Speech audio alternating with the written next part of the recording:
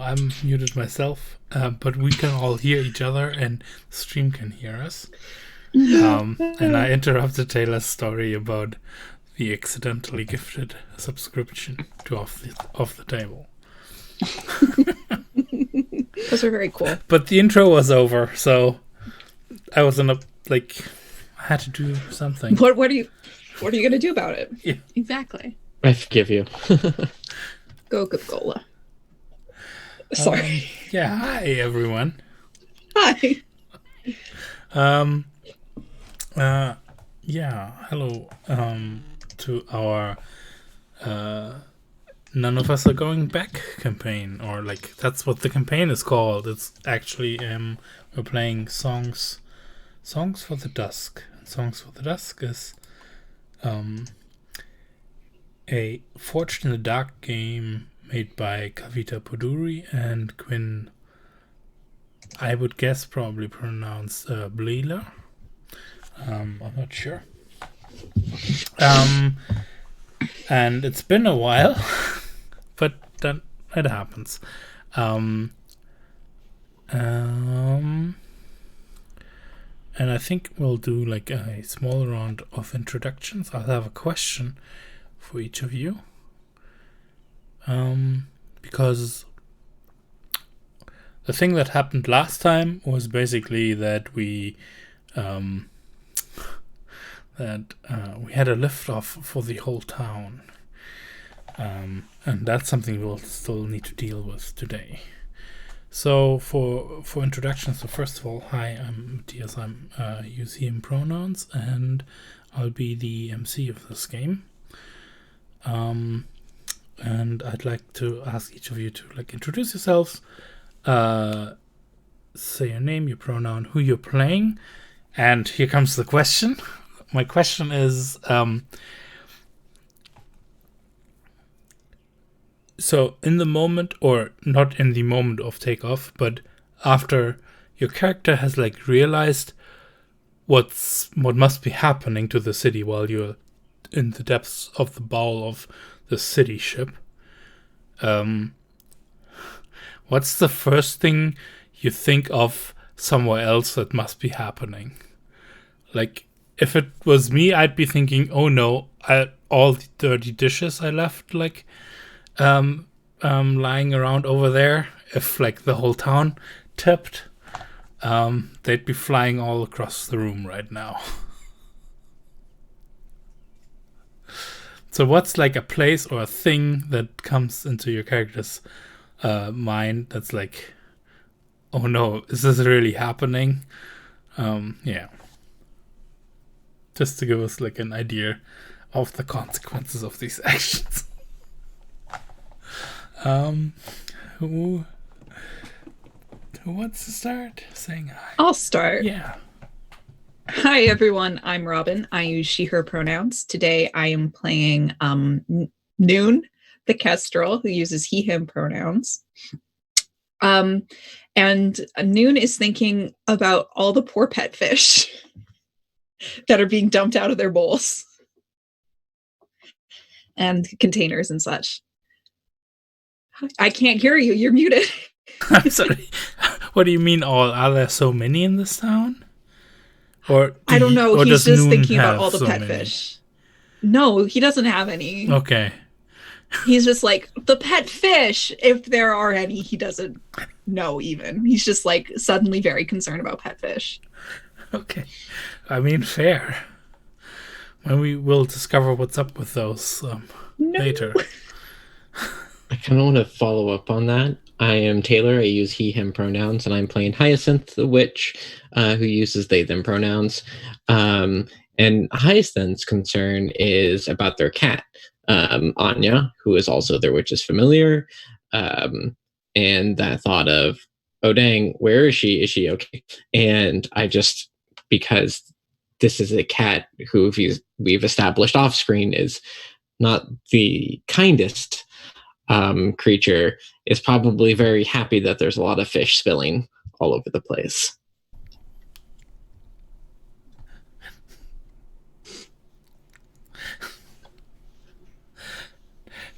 do we like want to cut to that scene where her name is Anya, right? Who is piloted by me. Yes, that's a different thing we'll get to probably in a moment, where she's already been eyeing a pet fish in a glass bowl. Been like, I don't know. Has she been thinking about how do I get at it without like the owner noticing? Who hasn't noticed that I've stolen myself into? Well, it's not a question for you, Taylor, because yeah, so I do want to say to Robin, since Anya is an expert, mechanically speaking, I got to give her traits, and those traits are 2 edges and 2 flaws, and they are just words, and I'm going to tell you those words. Okay, I'm going to forget them immediately. That's fine. I have them written down. Just let them like go into the subconscious, and then they can. So she is loyal, which means that she can't be like bribed or turned against me. And she is independent, which means I can trust her to make her own well-informed decisions. Her flaws, though, are unreliable because sometimes she might be off doing whatever else and she is ill-liked. So sometimes people just don't like her for some reason. Oh. That's what I know about my cat. Couldn't have anything to do with her eating their fish. Also, I'm Dingo. Yes. I use she, her. And I am playing Paloma, who goes by Pal, he, him, the Aegis. And I think Pal's first thought, it's probably, I don't remember what time we said it was, but it's probably somewhere around a mealtime. And I don't think we ever discussed where Pal was staying while in this city, but I imagine it was some kind of like communal home situation, maybe like a hostel. And I think there was a cook there. And so I think immediately Pal's thinking of all of the pots and pans of sauces and stews just falling over and splashing all over the kitchen and all over the cook. Nice. Yeah. And how the marinara is never going to get out of the tile. It's always going to be there. The ceiling tile. Or the wall. So, yes, that is kind of the recap already from what happened last time. But to be more specific, there have been like this is like what was like a small little hamlet has like grown into a little bit of a town as like more people came here to seek at least temporary refuge, and when I say came here, it means like this is something that it's like what looked like the wreck of an old ship-like ruin that sat in the middle of these meadows here. Where a couple of people have like built houses on top of what's essentially its deck. As reports came in of the Red Empire sending out patrols and people to like gain more and more influence and more get things into their grasp. People got really worried and started discussing what they could do if they had to leave again completely, and like kind of a little bit of an atmosphere of like fear or apprehension at least came onto like all the townsfolk and the people that were staying here. Like there's like a couple of like even religious refugees, right? Who Noon's been associated with. They've been staying here, and they were like really antsy to not have those Red Empire folks come in here, and well, like those people all got together and tried to discuss what to do. In Town Hall, our three protagonists decided to take matters into their own hands. I think we established that it was Hyacinth who knew the secret of what was up with this ruin, that it's not actually a ruin, it's just a dormant actual sky ship. Yeah, because Hyacinth is a like field researcher, magical grad student who went on long-term assignment to like investigate the wreckage. Yeah. So so you knew what secret this might hold, and if I remember correctly, with the help of Noon and Pal. You three found a way inside and found yourself into what is essentially the engine room. Like this is not even the room that's meant to be where you're meant to steer the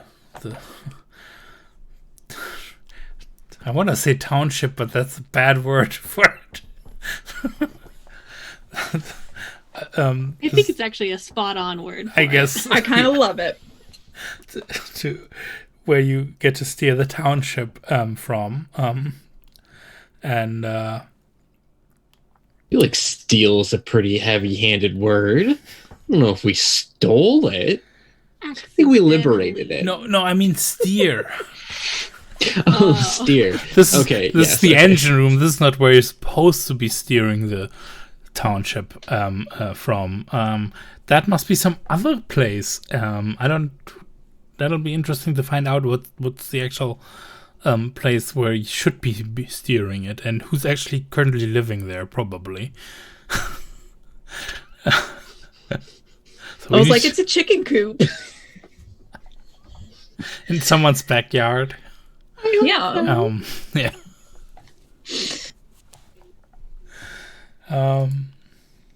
Yeah. So I think we come in seeing all the mess that this is creating, like this township rising from the ground and like pulling out like earth and grass and roots, and that's like falling to the wayside of it, and as soon as it like levitates off the ground, we hear the humming of those blue discs that are underneath it, that like this like earth falling off of them from their vibration, and we get to see like people running through the little roads in the town, like trying to cling on to something. Like we're not going straight up like that, right? But it is definitely like a slant where you're like you're in danger of like sliding somewhere, and of course nothing's like made for this. So like there's probably like a couple of roof tiles that start sliding off of the roofs of houses, and I don't know, like baskets on the streets that are like tumbling down the street now, and the things apple like carts.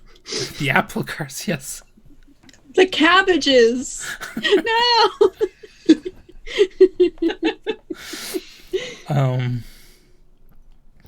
And we also see like that there's very nearby a herd of so what kind of this is a good question. What kind of like farm animal, herd animal might we have here? And what's I'm very pro sheep. okay, sheep. So how are they different though? Like You know how in like Scotland or whatever, people will dye their sheep weird colors for like festivals or whatever.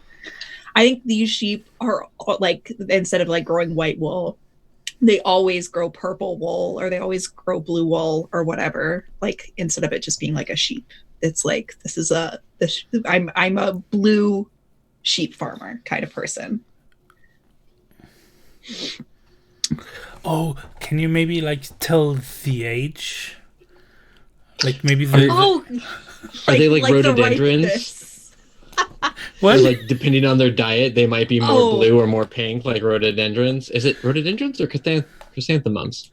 I think it might be both. Definitely rhododendrons, though. Yeah. I was gonna say their ripeness because I was thinking like green peppers. What do you mean? Ripeness for what? Your ripeness of the sheep. Fresh for the picking. I see. Okay. I'm gonna pick me some sheep in the morning. Okay, Fresh so off the sheep side. yes. I think we actually see that. Maybe we see like someone, like a shepherd, sitting by the sheep, and he's actually picking one of them. In the sense, like, you don't shear these sheep. You can actually pluck. That must be so satisfying. Yes, it's like...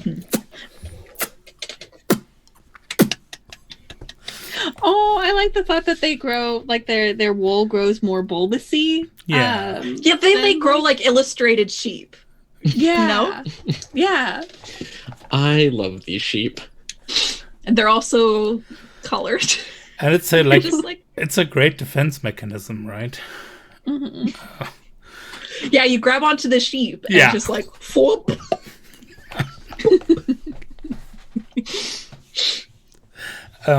So what's happening with the sheep? Well, they're outside the town, so the shepherd is like standing there with like his fist full of this purple wool and making big eyes as like just like his sheep are making big eyes at his whole village starting to lift off of the ground. I have this image of like all of these sheep starting to tilt on the ground, and then they begin tumbling, just like maybe all falling back towards the farm, and like the farmer's like no as he starts to fall, or she starts to fall and like lands against the sheep, and just like the sheep come piling down on them, but like they're just big pillows, so it's all fine. Nice. Robin, you're muted. I don't know if you were saying anything. Oh, I was just saying plump.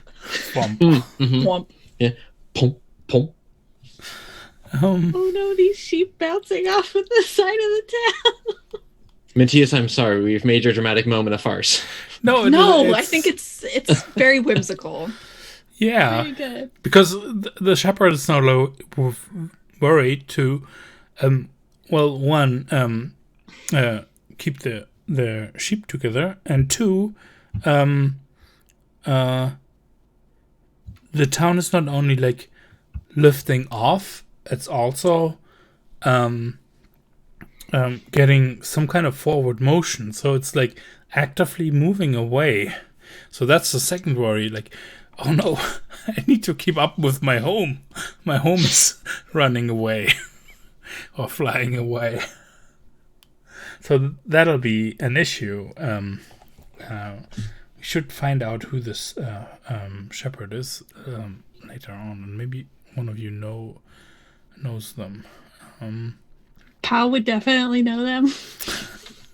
Can I suggest a name? Yes, please. Orbo. Orbo. Like the Orbeez? Gorbo. Oh, Gorbo. Gorbo. I think you said Orbo. Orbo, like the. I was thinking like the bouncy Orbeez. No. Nice. Gorbo the shepherd. Yeah. I'm good at naming things. Invite whenever you're like, I need a name for things, just at me, and I'll give you a name. It'll definitely be one. Coming from the person whose character is no one, and then baby also. So, and now Gorbo, I'm an expert. Do people actually like pronounce it differently? Do some people say no one? Some people say noon, and some people say noonie. Yeah, he'll accept whatever. Mm-hmm. He's just happy to be referred to. As long as he's occupying space in your consciousness, he's like, great. Yeah. I'm into it. Nice.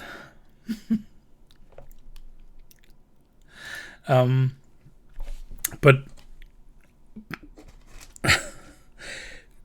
you've got a problem to solve. I'm not sure if your characters are like all aware of the danger this whole town is now in, except like from the immediate chaos that's being created. But there's probably like this can't go on like this. At some point, the town will stall, and then it will get back down to the ground, but very fast and very uncomfortably. But you're still deep inside the township. So what do we see you all doing? Are you like running around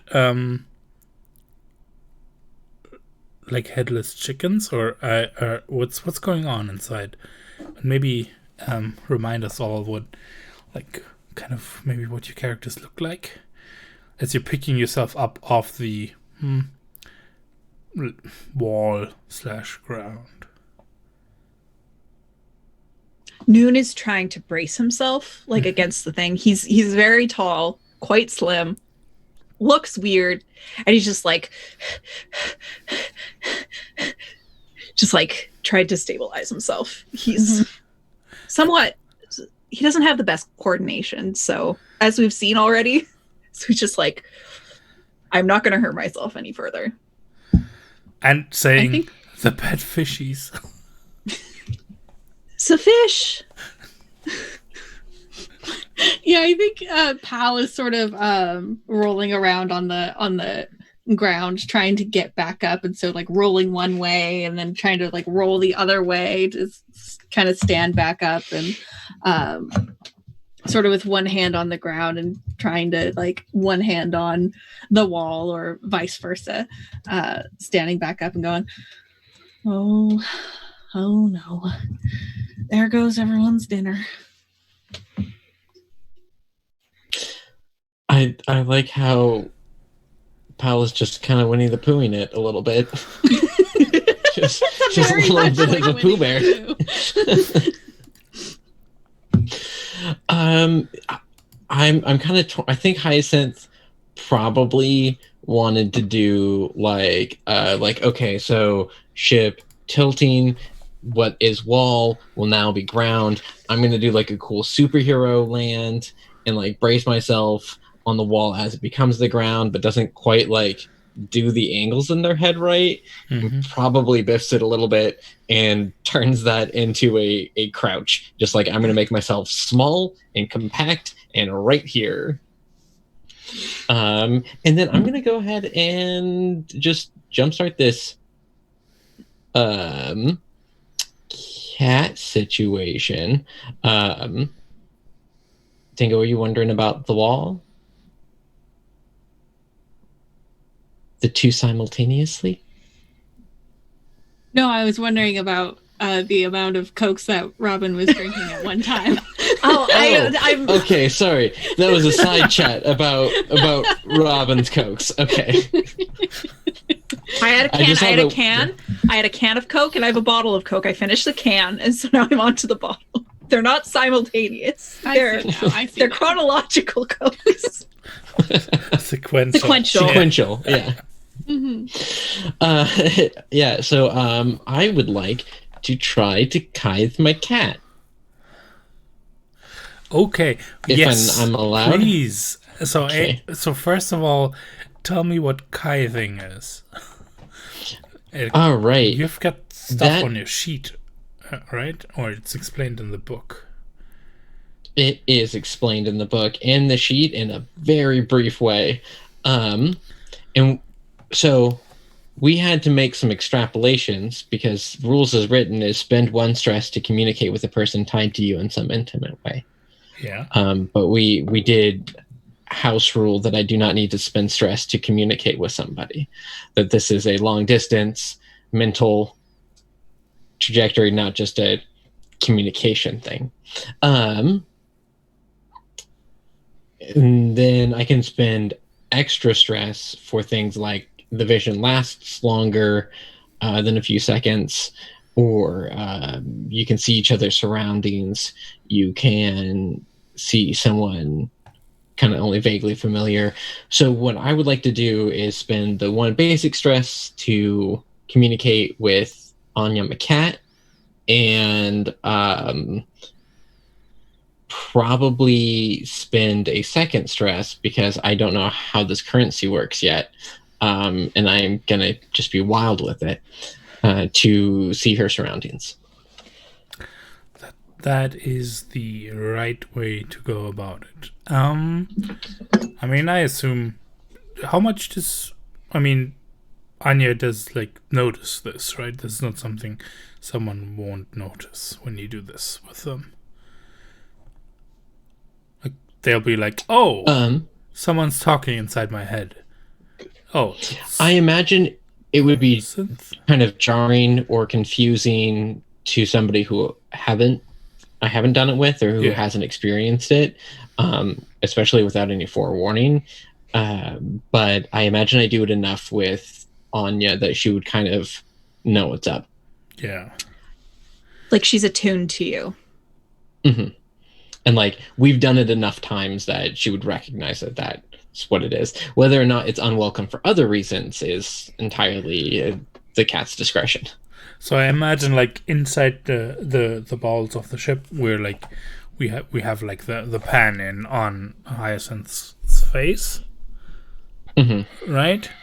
Or what is looking to you like need to concentrate, close your eyes, or what do you do? Yeah, so Hyacinth probably grabs their necklace that has a couple of different crystals on it and cycles through them like a janitor would their keys until they get to like a spear like amethyst, and just kind of like presses it to their lips and starts thinking.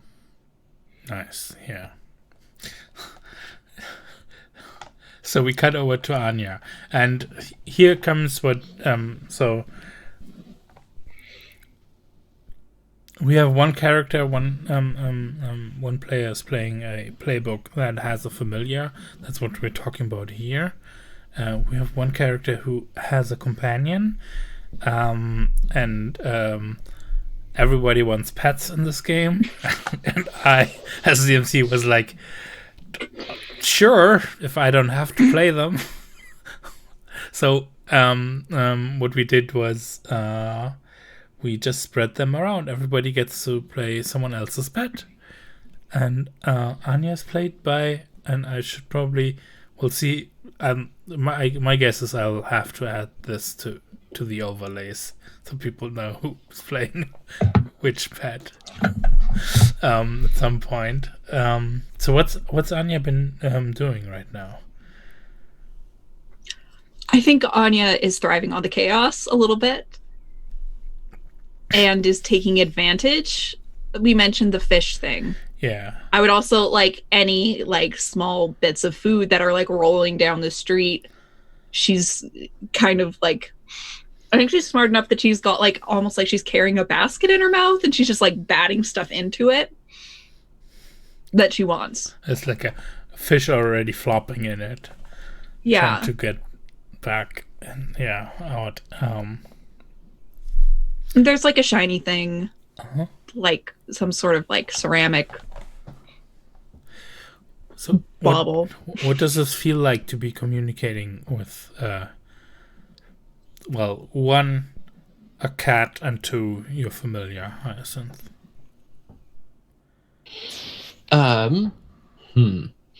So I think the magical bond that the Hyacinth has forged with Anya to like be more than just a pet, but a familiar, makes it by default still a familiar feeling, like it feels comfortable or natural.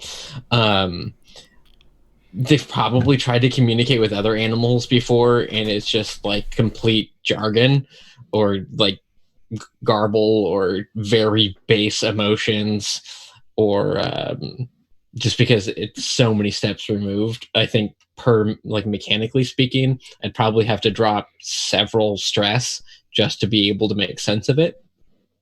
But this is a little bit more like watching performance art and knowing what it means.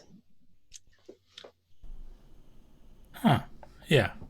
I like that description. Yeah. Nice.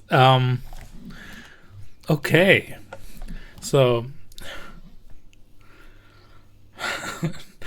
how are we going to convey this communication? Are you like talking, or is this like you're perceiving what Anya's perceiving right now? So you like probably getting to and correct me if I'm wrong, Robin.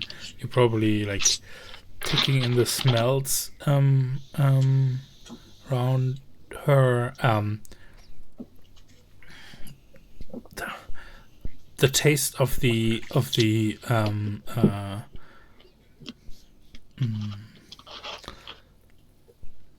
what do you call that? It's probably Like a wicker.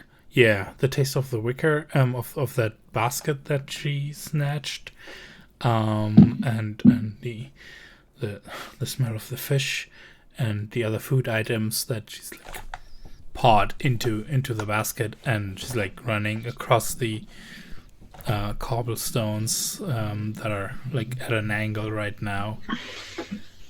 So you probably like takes a moment, but then you know where in town Anya is. What do you like say to her or convey to her? What do you want out of this, basically? So the initial concern was like, are you okay? And I think before Anya can even like maybe even consciously like answer, Hyacinth gets the information and is like, oh, you're fine, you hellion. Yeah. Sorry, I was trying to take a picture of my cat doing something silly, but she noticed me and stopped. They're good at that. Yeah.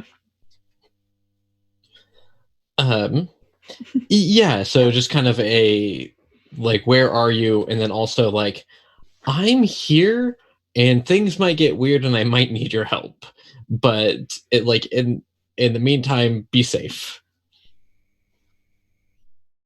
In order to like give you a better sense of where she is, I think Anya does like a 360, like turns around in a circle and kind of like looks around up and down. So to give you like a better, sense of the area that she's in.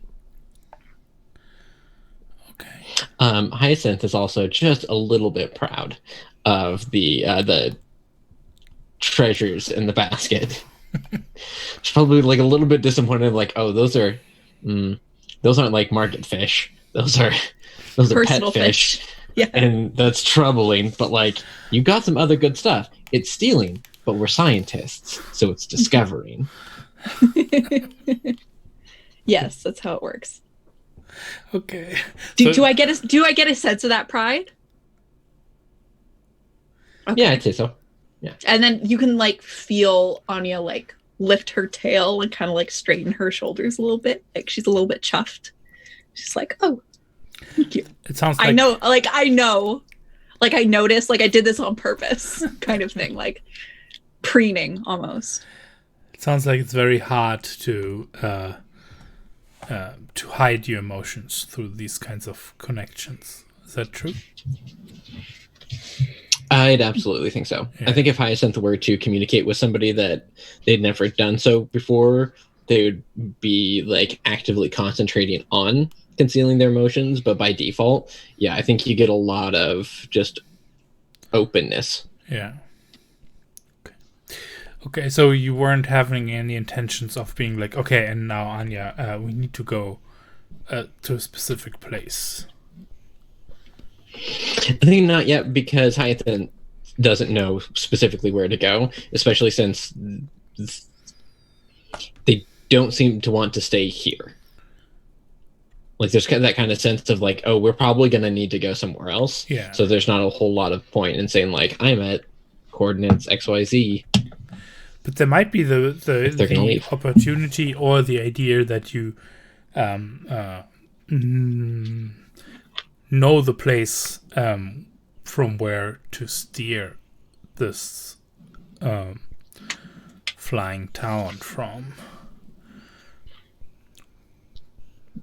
What I mean is thinking like because you knew it's secret and you had some time to probably scout out stuff. I think since Hyacinth is sort of figuring this out as they go, I'll probably pull out my book of legends and just kind of thumb through my earmarked pages and correspond, what were riddles and rhymes with the actual physical locations where I am now, and kind of try to get a sense of, like, send Anya the same sort of semi-cryptic riddle of, from the heart, like the blood flows to the brain, the navigator goes, or something like that. So like, hey, this is the riddle, this is probably where I'm going next, but like, she knows I don't know what it means yet. Yeah. So what's happening with Pal and Noon while this is going on? This cat communication is going on. Yeah, what does it look like from the outside? Is it just kind of you zone out, or do your eyes go like a different color, or like what happens? Yeah, let's say that my eyes glow the same color as the crystal, and my crystal is also glowing. But otherwise, Hyacinth is still like hunched up in that squat, like braced position. But isn't otherwise like active or moving or anything, just kind of focused. I think Pal kind of rolls his way towards you, Hyacinth, and is sort of waving his hands in front of their face and going, Hyacinth, Hyacinth, are you all right? Are they okay? They're gone. Are they all right? They're gone. I believe we have to get out of here. I think so too. Do you think I can pick them up and they'll just? Do you think they'll be all right with that? Do we have any other option? Well, I don't think. I don't think so. I will help you pick them up. Okay. On the count of 3. All right. I'm real sorry about this. Okay. 1. We're sorry. We apologize. 2. 1. 2. 3. So in the moment that like both Pal and Noon are like coming like this, Hyacinth like snaps out of it and is like, "We have to." Oh, hi. Je m'excuse. We were going to lift you up. We have to go. There is a problem. If you could not notice, we are going up, and I'm worried for the people and their fish. What? The people in the fish. They're What fish, fish? that they're the ones they're cooking up, I assume. The fish friends, the little ones, the little fish. Yeah, That are the their little friends. Come in a can. No. Okay, I will explain later. That is a weirdly specific thing to be worried about. But I respect that. Okay. But let's get out of here. Why? Yes, that is what I was saying. Let us go. Allons-y. Come on. I'm thinking. Yeah. Wait. All right. Is being carried still on the table? Like, is that? Do you want to be? Your legs work. Just... Yeah, my legs work. Okay, let's go. You need to lead because I do not know where we're going.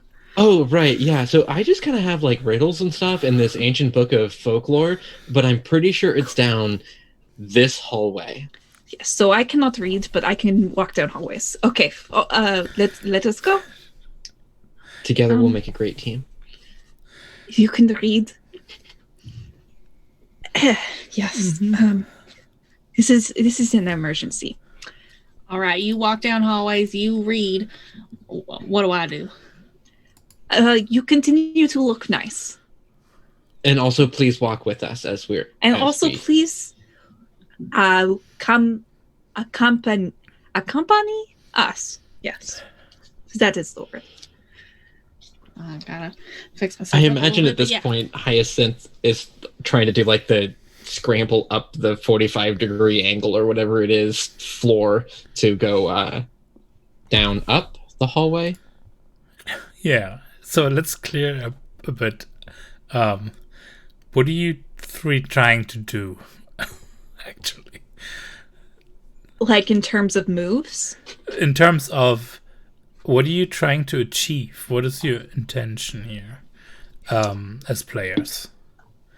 We're trying to get to the navigating space, or at least out of the engine room, I feel, right? Yeah. I think to the surface to find the navigating space. All right. Yeah.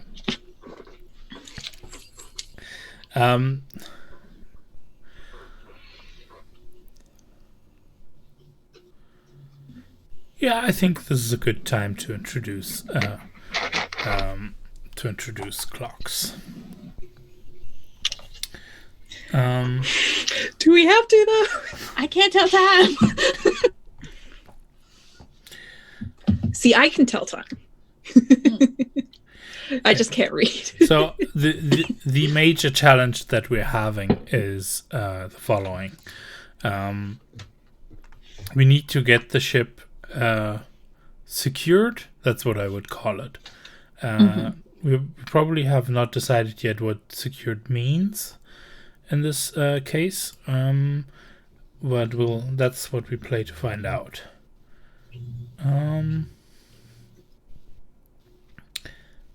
And I think this will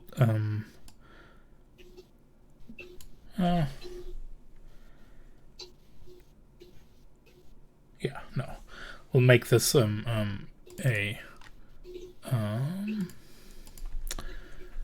let's say stabilize / secure the ship.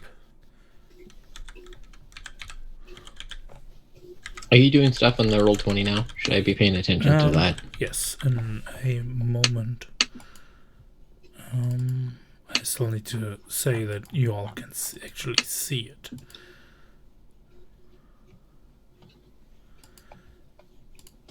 Can you all see this clock here that I call stabilize? Yeah. Where is it? Can you just give me a direction, like you might have to zoom out, but it's underneath desperate position. And above. Oh, I can see it. It's a little flower. It's not a clock. That's a friend. That's a friend. Yeah, there are flowers in this game. I love that design choice. It's wonderful. It's me too. So this will need 4 ticks to achieve.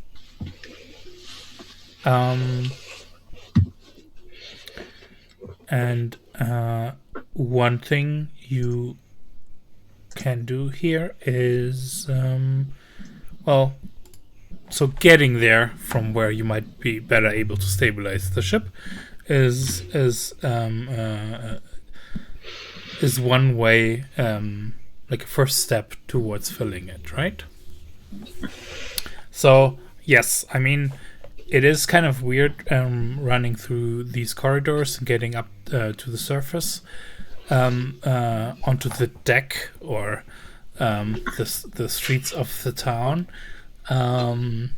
But I would say, well, so first of all, you would need to tell me what action you're using for this.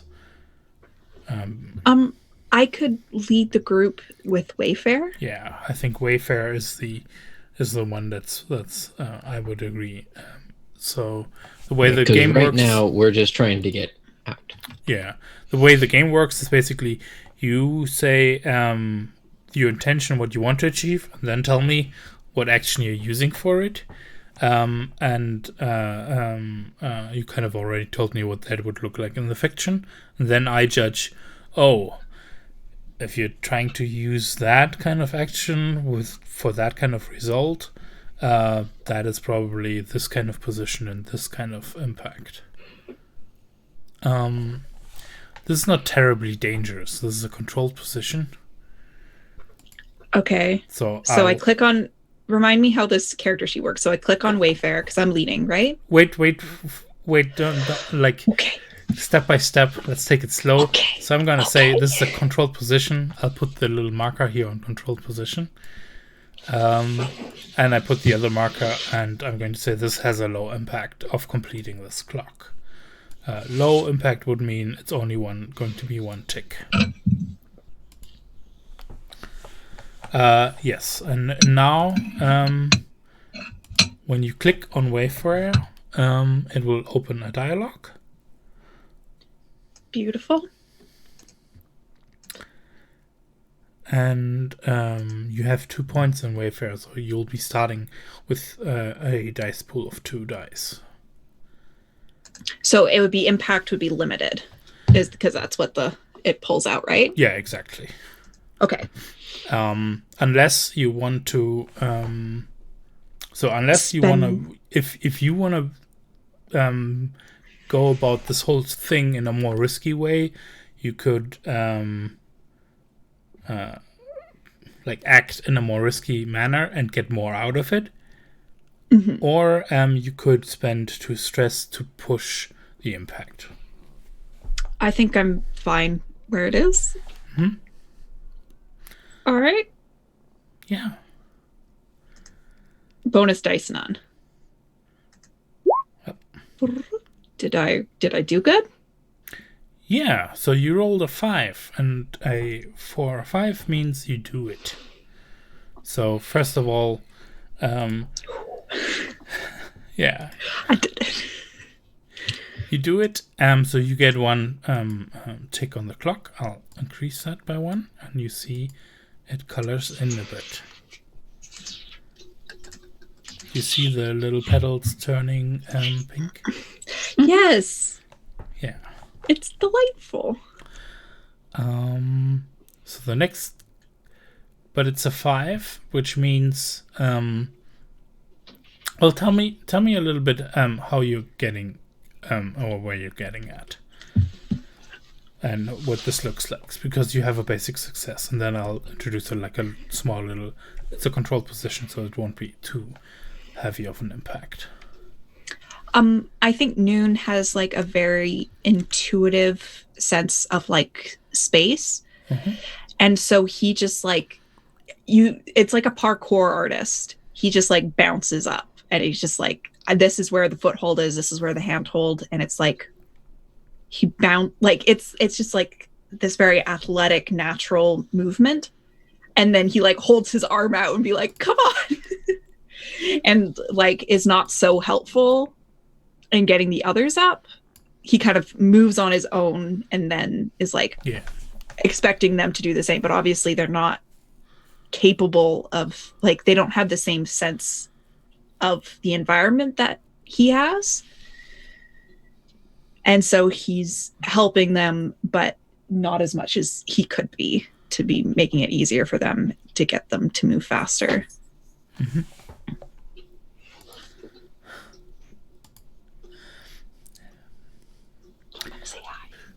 Here's what I want to ask for.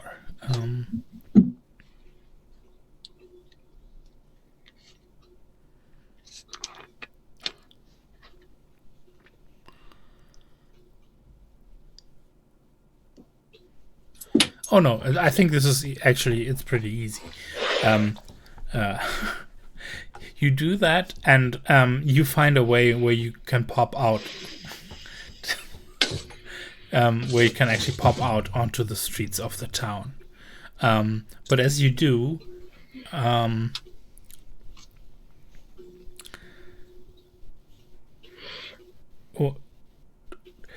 this is like coming out of like a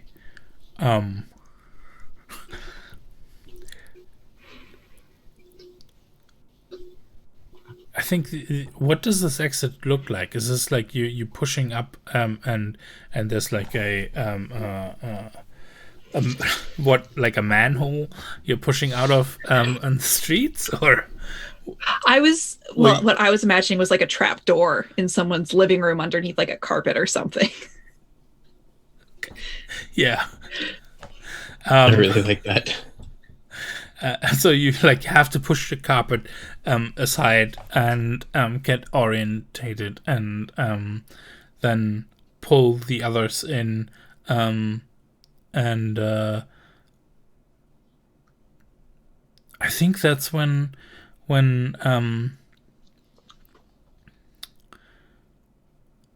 you hear the creaking, and you look out, and you can actually see out of the living room window, and there's like a cart that's like it's picked up like quite a bit of speed, and it's like coming right at like the opened doorways to the terrace. What do you three do? I think Pal, you said this cart is sort of plowing towards the opening, right? Yeah, this is the apple cart. So it's got like apples bouncing off of it, and it's coming right at you. It's like hobbling on the cobblestones, but its trajectory is like, oh no, this is coming into this living room now. Yeah, I think so. Pal's a very short, wide guy, and I think he sort of nudges past Noon and runs forward, and he's going to try and collide through the cart. I would like to help out with this. This sounds something adequately dumb. Sorry, no offense. No, but it also seems like something that Noon would think up of, oh, this is someone's living room. Let's smash the cart before it hurts it. Oh, what do I have to smash? My own body. My body. Yeah. So I think, first of all, it's, to be clear, the consequence was, oh, I'm putting you into a risky position here. And that's like the cart tumbling towards you. But Dingo, can you tell me what action you want to use to, like, achieve this? I want to use skirmish. Yes, you want to fight. I'm fighting the cart. Yeah. I'm gonna punch the bus that's trying to run me over. Yeah. Mm-hmm. Okay. Yes.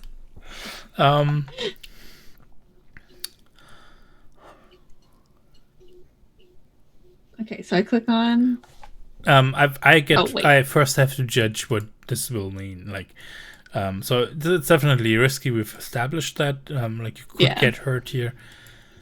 And I'm going to say it's going to be low impact. And what I mean with this is standard impact, and you roll a 6 would be you actually stop the cart dead in its tracks, and you're all fine. I'm going to say it's limited impact, which will mean you all will still get scrapes out of this that you might want to resist or not. Which you can either go more ridiculous if you have a way of knowing this, which would push your position into desperate, but you would get standard effect. Like maybe if you run headlong against the card. Or that was kind of my vision. Was that like a bull? Pal was sort of crouched down and like head first, like plowing into the front of the cart. Well, then we'll like immediately go to desperate standard. Yeah, I like that. We're so bad at this game already. No, this really good at it. No, we're really good at it. It's just we're like, oh, I feel so sorry for Hyacinth taking care of just like they're automatically like the parent of the group because there's just these two guys that have no self-preservation instinct and they're realizing that and they're like, I'll eventually figure out how to just like make you two carry me around all the time. Oh yeah, no, that won't be very hard. Do all the heavy lifting on purpose, and then I'll be like, you know, it works out. They're perks. Balanced.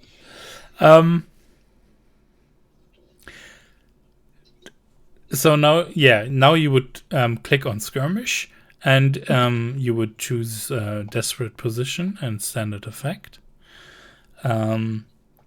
No, you could have a choice. How many points do you have in skirmish? I have 2 in skirmish. Okay, so you'd be rolling 2 dice. You could either push yourself, which would mean paying 2 stress, and you would get another die. But I also heard Noon is helping you, right? Mm-hmm. Is that correct, Noon? Yes, I am. So if you that already means you get a bonus die. But I have to mark. And you have to mark 1 stress. Okay. So assisting someone only costs 1 stress. If you push yourself, it costs 2. So it's good to help each other out. And I'm willing to offer you another die by what is called a Lotus Gambit. I remember this. Which is a fictional thing that will just come true if you accept it, no matter how the roll goes. And that will be that we'll get this whole living room will be covered in apple mush. So whoever's living here will have like free applesauce. I'll take it. Yeah, I guess. Or won't be too happy. Hey, it's better to have a living room covered with apple mush than no living room at all. This is true. Well, you won't have to have that discussion with me, but with the one living here. Maybe later. That's a problem for future us. Yeah. So, you'll get to a point where it will ask you if you have any bonus dice. So it will be 2 I'll put bonus. in 2. Yeah. Okay. I got 2 3s and 2 4s. Is that okay? Yeah, 4 or 5. 4 or 5 means you succeed. It's still a desperate roll, so that means 2 things. One, it means you get to mark an XP and kinetics. I think that's what skirmish belongs to, right? Yes. So anytime you go into and do desperate stuff, you actually get experience for it. And the other thing is, I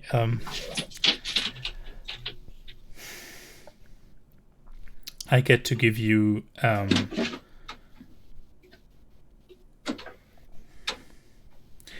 so first of all,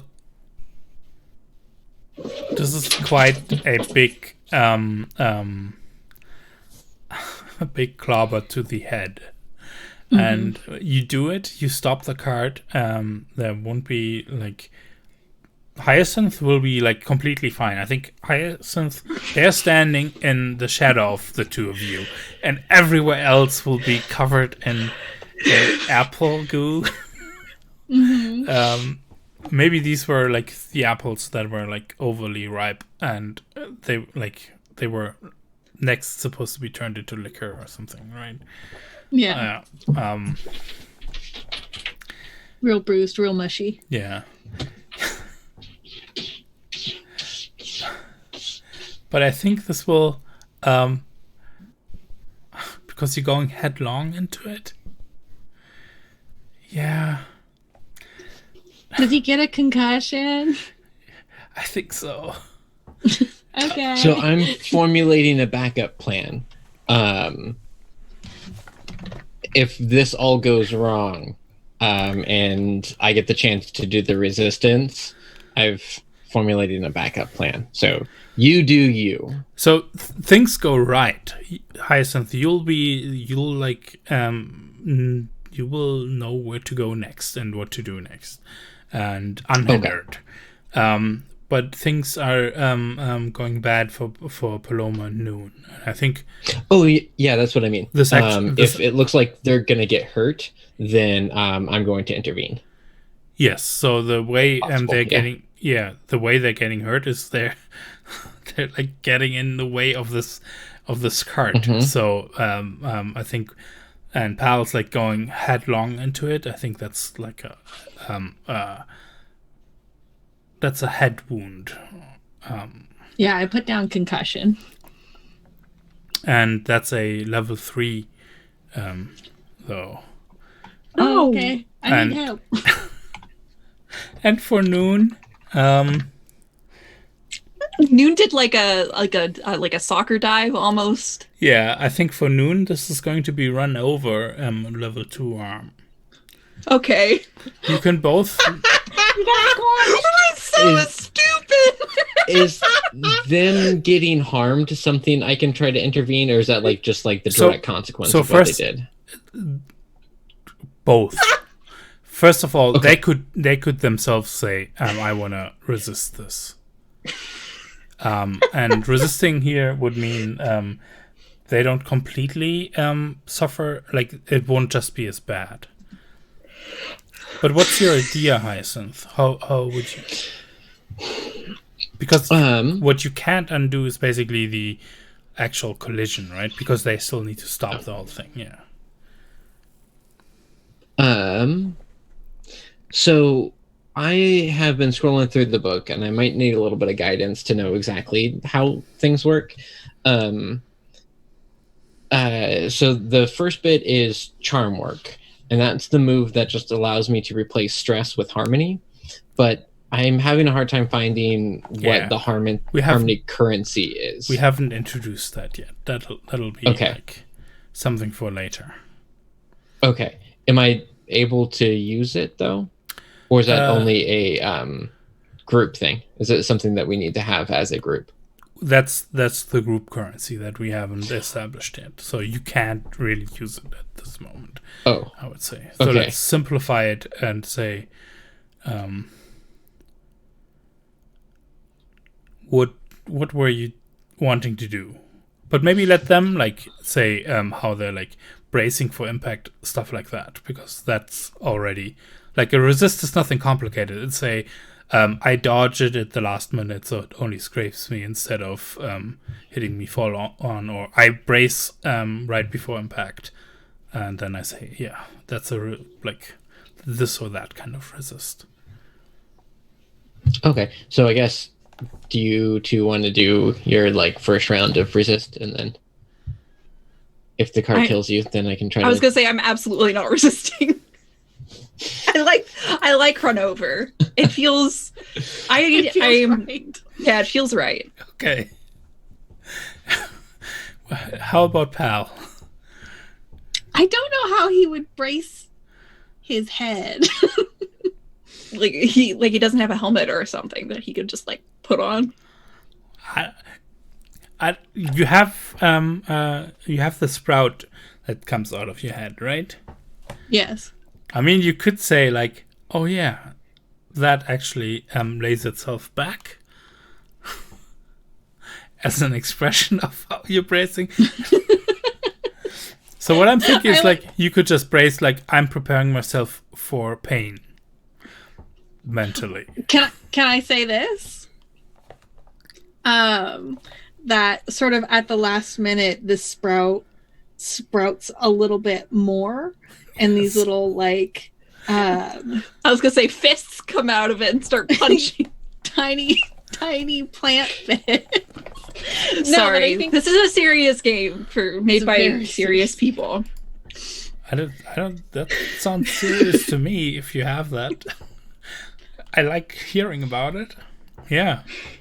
I want to say it's like I mean, plants aren't very resistant, so I'm trying to think of it's like almost like a like a stump sort of pops out of the top. Yeah. Where this sprout is connected to sort of brace between his head and the cart. No, I'm here for it. Yeah. Yeah. So that's a and I think this is actually a resist with semiosis. Okay. So you click on semiosis, and wait a second. Don't roll yet, because look at your special abilities. You've got this thing that's called Interpolation Protocol. Oh, Interpolation Protocol. When you protect teammates or NPCs, take +1 die to your resistance roll. And I think you're acting for pointing out of that protection, right? I am. Yeah.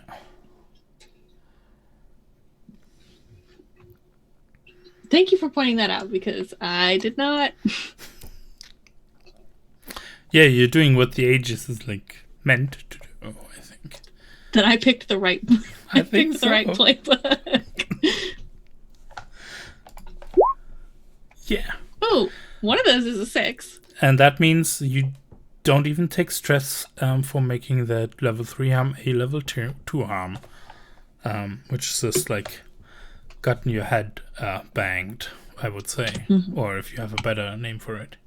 I've got like a what is it called? Like a goose egg or gooseberry? I was just gonna say bonked. Big bonk. Yeah. So you see how it says between the different harm levels that they do something differently? Like bruised butt means lesser impact. But like you would need to think about, okay, in what situation does a bruised butt would lead to lesser impact? Big bonk on your head is like, yeah, if you want to do some like mental arithmetics, that would now get you -1 die or something. That makes sense. Yeah. We're so good at this game. I love it. This is the best game. I really like it. I am enjoying myself immensely. Me too. So, but I also want to know, what does this look like when Noon gets back up after having been run over? Because I think he's thoroughly covered in the apple mush to start off. Except for like one track across your body. Where the car ran you over. I think it would have not been like head to toe. I think it would have been like just like over his legs kind of thing. Mm-hmm.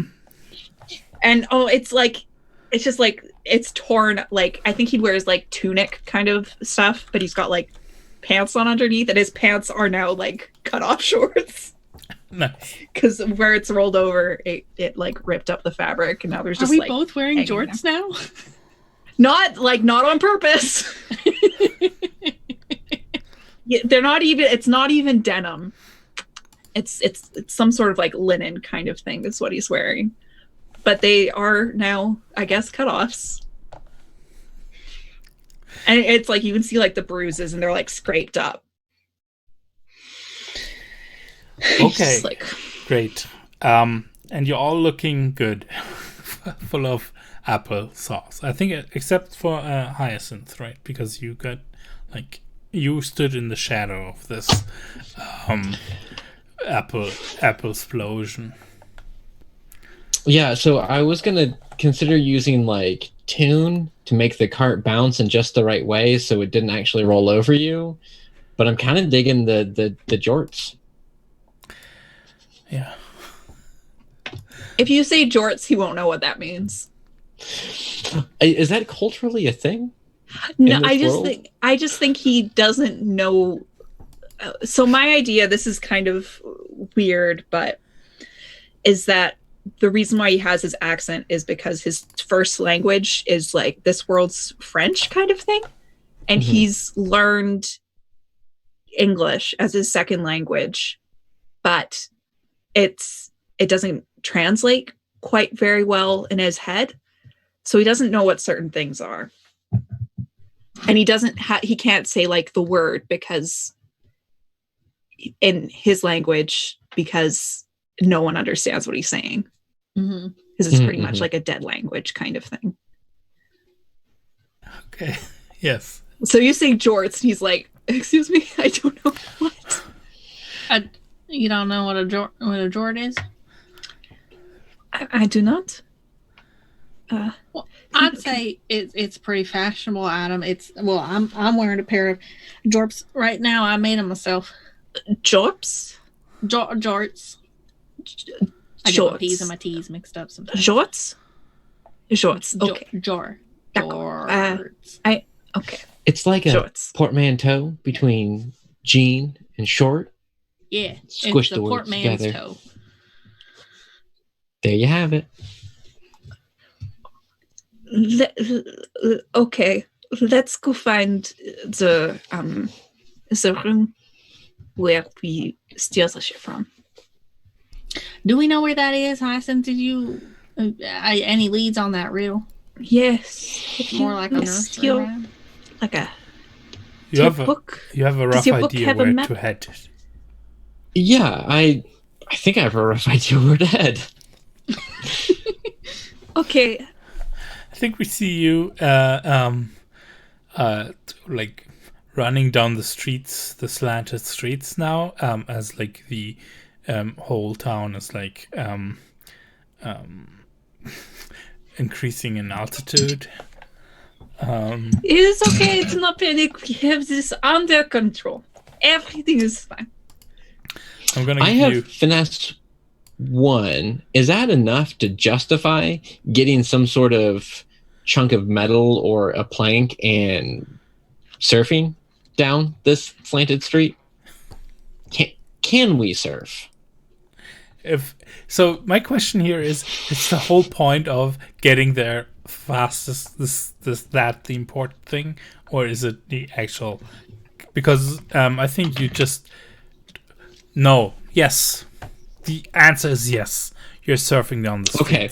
Yes, speed is pertinent. Speed is important, and getting there quickly is going to save more lives. 2, it does look cool, and that does not escape Hyacinth.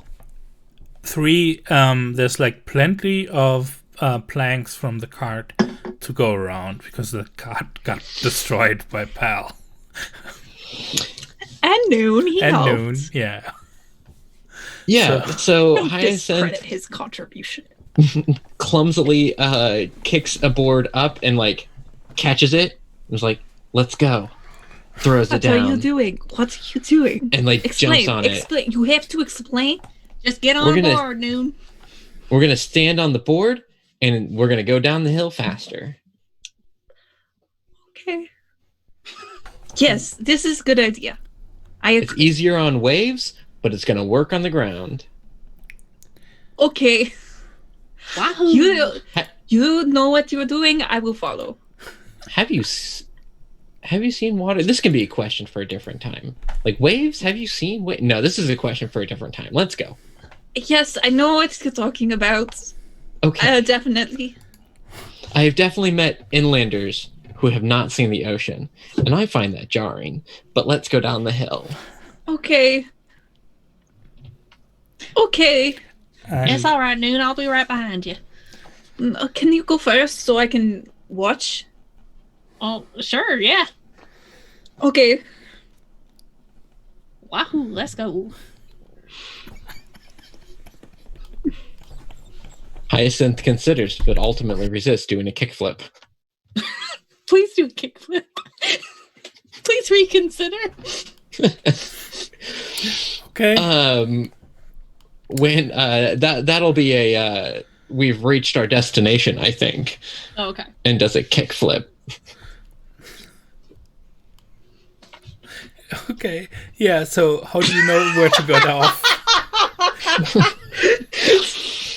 So I have inferred this information and reinterpreted it myself to mean that the location that we're ultimately going is generally downhill from where we are now. Yeah. If you think about it in terms of a ship, it is steered from the stern. Yes. Big old captain's wheel is at the very back, so we are kind of trying to find this township's equivalent of the big old captain's wheel. It sure would be fortunate if it was marked with something like a wheel, symbolically like an arch with decorative spokes. I mean, we'll yes. see when we. The thing is, it's prime real estate to attach a line to and hang up your laundry on. So it's like flags in the wind right now. Yeah. So is making it there a clock that we have to tick, or do we get there? So if maybe that's the whole maneuver to get up there, because I think you're sliding down on these planks, and you can already see. Oh well, the way things have piled up towards the back. Now the town has a back, right? Towards the back, there's like a good chance to slide, like use that as a ramp, slide up one of the walls of a building to get up to where that archway is. Because I think this is like not, this is like, in scale, it's too big. And nobody, like, people thought, like, this is like some kind of weird, strange monument from from before. But it's actually like an arched stone way thing that can be turned. You don't just turn it with like your hands because it's just too big, because it arches across a street. But it's actually movable. I imagine like a big half circle arch, and it has kind of like spines that go up intermittently, just like where the rocks come to a point that kind of form the spokes, and they point outward and they point inward. And then Hyacinth is probably looking for like the epicenter, like the point on the ground that would be the center of it, and thinking that there is some thing there that you can interact with that causes the wheel to spin instead of, but maybe they need to like manually grab one of those spikes and jam it free before the component console module or whatever that is ends up working. Yes. Like, okay. Not maybe. Yes, that's it. Yeah. Okay. So Hyacinth does a kickflip, kind of biffs it, but they don't need the plank anymore. So like plank goes scattering, but towards it was cool in the moment. Yeah. It just lodges in sheep fluff, and the sheep wanders around with the plank just sticking in its fluff. This is delightful. Yeah, and then like immediately communicates that like this is it. This is the wheel. This is the wheel. Yeah, and what action are you using to take control of the wheel? So I think ultimately I will need to do tune, because that makes sense if it's like I am kind of keen into the like console and navigational abilities of it, and like the kind of understanding how it works and how it all connects. But I'm thinking before I can do my proper role, I'm interacting with it, and it's like it's jammed though. I think we need to like get it going. Yeah. Agreed. I think this is still a risky position. Okay. But it's also going to be standard effect. So yes, this would be, if you do roll 4 or higher, the clock would be filled. Would be 2 ticks that are still left on the clock. So am I starting with my tune, or do I want to do a? Yes. So you would you would click on tune. Then we can talk about what else you want to do. Like if you want to pay stress to give yourself an additional die. If someone can help you, they could pay one. I was going to say, can Pal help? Yeah. Yeah, how? What are you doing to help? So, Hyacinth, what is it that you're doing that Pal can see to get this thing working?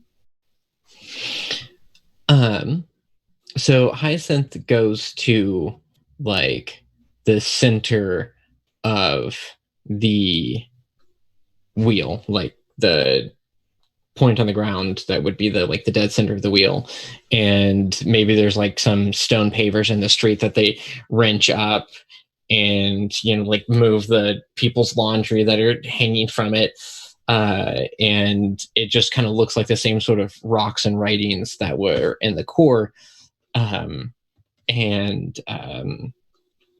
says like, okay, I think it's going to be really hard to move, so maybe if you can just like grab one of those spokes and just give it a good old-fashioned shove. I can do that. Noon is still halfway up the street. He's got a board tucked underneath his arm and is just like hands on the building, moving down very slow. Nice. This makes him very scared. The sliding idea. You can do it, Noon. I believe in you, but also whatever you're comfortable with. I appreciate it. I will be there. I'm coming. Just because I'm coming. He looks There's a sheep right over there. If you need to fall, you can fall on the sheep. Can confirm. It's very comfortable. Thank you. I'm coming.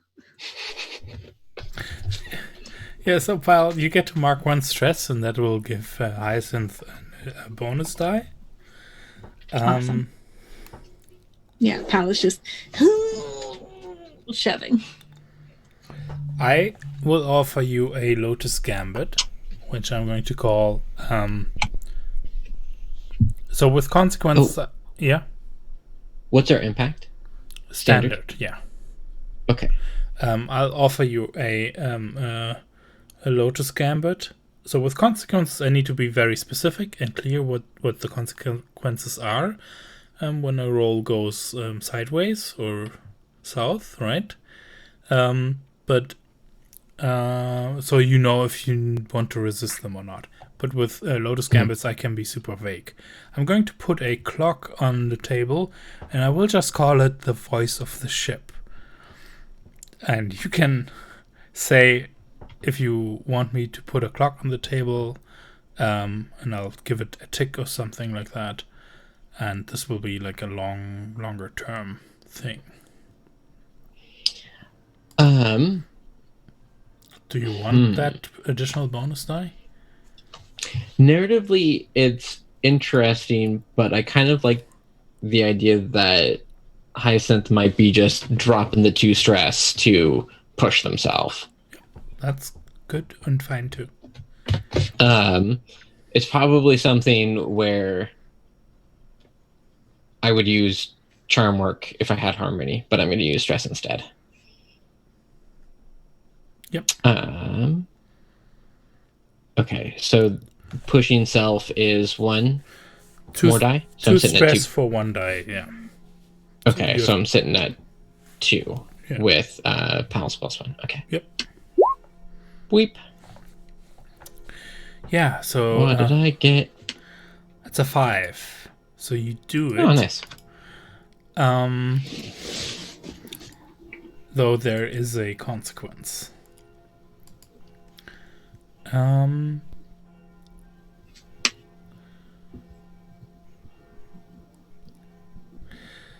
describe to me how you do it. Like, how do you gain control of the ship? And then I'll tell you what my consequence will be, and then you can tell me if you want to resist it. Okay, so Hyacinth rummages through their bag and looks for, just the right thing that is going to be like a good conduit to make this integration a little bit easier. I do hear ominous bells. Is that in the background? Matthias, is that you? Is that like, do you live? That's the church right there. Okay. I mean, it is. Yeah. You're taking control of this town again. So, I guess it's starting to rock. So if there are any bells anywhere in the town, the bells are ringing. Yeah, so Hyacinth goes through the bag and grabs a very small vial of like metal filings, like small little like gold and silver shavings that maybe are less precious metals, but are like a conduit, and so sprinkles that on their hand and kind of like presses hands together so they just stick, and presses both hands against the console and just concentrates on the energy and the flowing force that almost sparks between their fingertips and this console, and just trying to will it back into action, because they know they're waking up a very old machine that is currently like jammed and stuck. And having a little bit of that comfort and knowledge that Pal is there helping kickstart it, helping like physically get it moving, they can just pour that energy into just like exert their will on the navigation system and just trying to wrest some form of control. Essentially walking up to the steering wheel that, if this were a storm in a ship, I imagine to be like spinning wildly, and just trying to like grab it and hold still, knowing that it's, dangerous and wild. Yeah. And Pal is putting his back into it, getting the big thing to move at all at first, right? And then you're taking control of it as soon as it starts moving. And this is actually like a half circle that goes into what is basically the ground of the town. So that's how we're imagining it, right? And we're learning that it's actually not a half circle. It must be a full circle. There's something underneath the ground where it like moves. So, yeah. The consequence is going to be you feel that, and you feel it in your hands. And I think there's going to be two consequences. One is a slight. It's basically like an energy feedback that will like.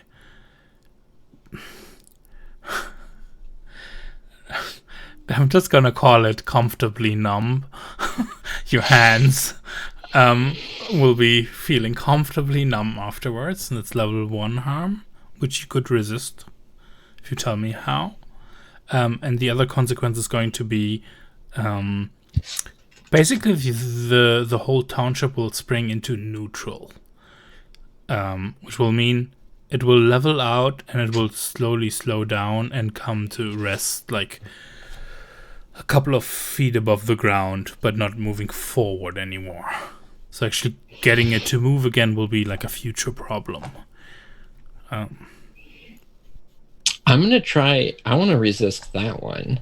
And I'm going to try to like wrest control and like in the moment, like I'll take the weird burnout to the hands, and like they're probably a little bit surprised that their hands aren't kind of fried, just because the component that they used was just to maximize the conduit connection there. And how magic can I be in this description? Pretty much as you like. Go for it. Okay. So, in trying to resist this neutral, Hyacinth is wanting to just take control of, like, it's easier to learn to drive the stick shift once it's in motion. Like, getting it going is the hard part. When now that it's going, then you can just like figure out the feel of it. So the console starts to have component parts that kind of move and press in. And Hyacinth sinks their hands in, like takes hold, and then lifts up. And these kind of handles, which are still connected to the ground in part, leash out with light energy that connects to the various wheels. And it's almost like pulling the wheel like ropes of energy. I love it. And they are just it looks like the little static pad that you put your hand on and it like crackles around. So they are doing that, and they're just trying to like wrench it forward and back and seeing if they can, take control of the cart without it dying. And by this time, like Noon, you're like slowly arriving there, especially once Hyacinth manages to like level the whole ship out again, right? But there's like people watching you and folks seeing you do this. Like this is not going unnoticed. But yeah, so like the ship levels and slows, and then you notice what like is happening, and you basically kind of put the pedal back down again to get some more energy into it, so it doesn't like stall out and get caught, like jump out of gear or something like that, right? Yeah, so that's the resist is a what's it called? Semiosis resist. So you click on semiosis. So just a semiosis, okay. Yeah, and just straight roll that. Yeah, and that's a 6, so you don't even take stress. Oh, dope. So okay. This is like this comes supernatural to Hyacinth. It sounds like, right? It doesn't even stress you out to like counteract it. And then there's like this lurch where like the ship picks up speed again because you're putting energy back into it. And I think with that, the mission is successful. We did it! Woo! And we're so good at I would say whatever we are. Yeah, I say we take a break and then talk a bit about the crew stuff when we get back for the final part of our evening. Does that sound good? Perfect. Sounds good. Yeah. Okay. So see you in like 5 to 10 minutes, something like that. Right? Sounds good.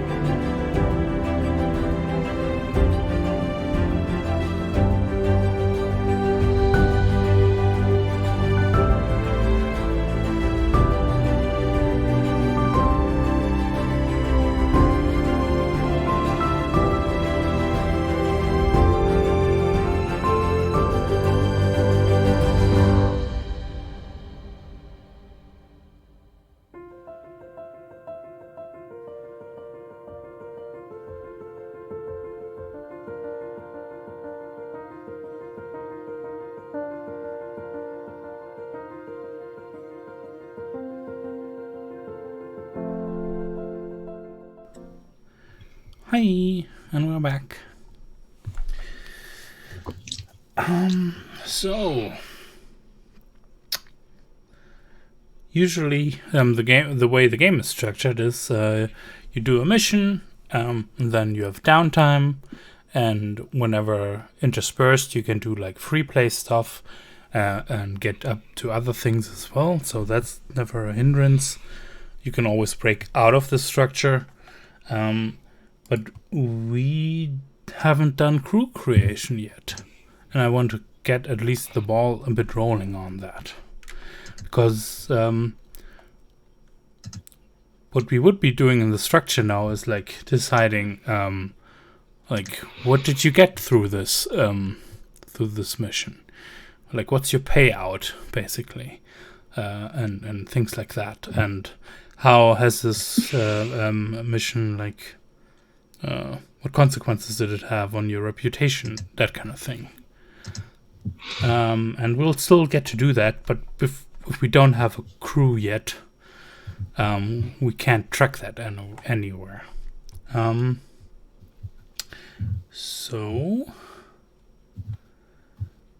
do you all have the rule book at hand? No. I'll find it. It's also in the Discord, in the resources section. Believe it or not, I'm fairly organized with my tabletop roleplay game stuff. No, I believe you. At least someone believes in me. What page are we starting on? And we'd be looking at page 80. I've lost it. I know I've downloaded it before. Give me 5 minutes. I will just listen to what you guys have to say. I've read the book. Let's. I only have the playbooks and the rules reference on this computer. Let me download the. And all the stuff is also played here. If you have Discord open. I found it. Woo! I'm so good at stuff and things. But basically, we need to make a decision what kind of crew these 3 people are. It's pretty much whatever Hyacinth decides to be, and then the boys. Yeah, potentially, but this is more a player decision as well, right? Yeah, I know. What do you want to be? What kind of activities do you want to get up to? And on page 80, there's a quick summary of all of them. So they're augurs. Is a crew type. Augurs are passionate scientists and investigators. They solve mysteries and uncover things both old and new. Couriers are hardy transporters. Couriers move supplies and connect people with trade and aid relationships. Magpies are clever techs and scavengers. They salvage old tech and turn it into new and helpful machinery. Rangers are agile scouts and defenders. They defend and rescue the innocent and stop those who would oppress them. And Silvers are thieves with hearts of gold. They get supplies from the wealthy to the needy by hook or by crook. So you can already see how this is more of a meta player decision, right? Mm-hmm. This will color what the game will be more about, what kind of activities you get up to, and so this should be informed by what you're interested in as players. Because I feel like these characters could be nudged in all of these directions pretty easily. I mean, I'm kind of feeling magpies or rangers. I but really also like could be augurs. convinced. Okay. I would say augurs and rangers are my top 2. Well, Pal does test the laws of physics a lot. Yeah. But yeah, I also really like rangers. I think that one is one of the ones that And I'm imagining that it's still like if we were rangers, we would still solve mysteries. If we were like these, there's still going to be old tech and all sorts of weird stuff. So I guess in terms of emphasis, would we be scouts and defenders who happen upon mysteries along the way, or are we investigators who protect people secondarily? That seems weird to phrase it like that. So here's a different way of looking at it. Similarly to you, the crew also gains experience as a whole, like your whole group. And similarly to you, like for example, the augurs gain XP when they solve mysteries, discover something new, or uncover something old. And the rangers, they get XP when they execute a successful combat, rescue, sabotage, or evacuation operation. I kind of like the action focus of the rangers. Right. It kind of sounds to me like you all have like rangers. Yeah, they might be it. But I could easily be swayed to augurs.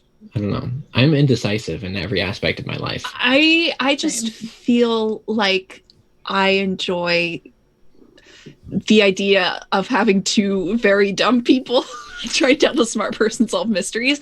But I'm joking there. But like, I like the idea of instead of, I don't know, like learning more about the characters by not playing to their strengths, you know?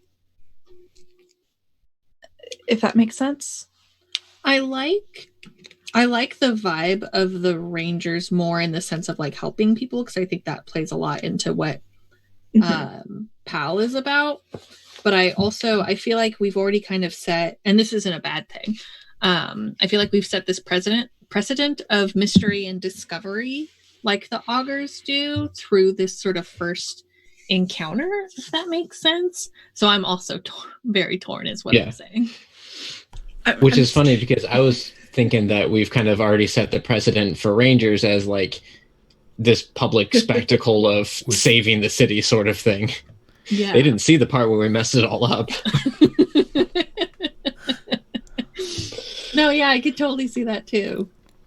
I do like the idea of playing against strengths, just so long as, like, would you feel that augurs would be, I guess, too, working uphill, or do you feel like we could still explore those mysteries and discover those strange, weird things, which I feel is going to be, like, intrinsic to the setting, no matter which one. I feel like even if we were to go silvers, we would still end up discovering mysteries of the deep just because of the township.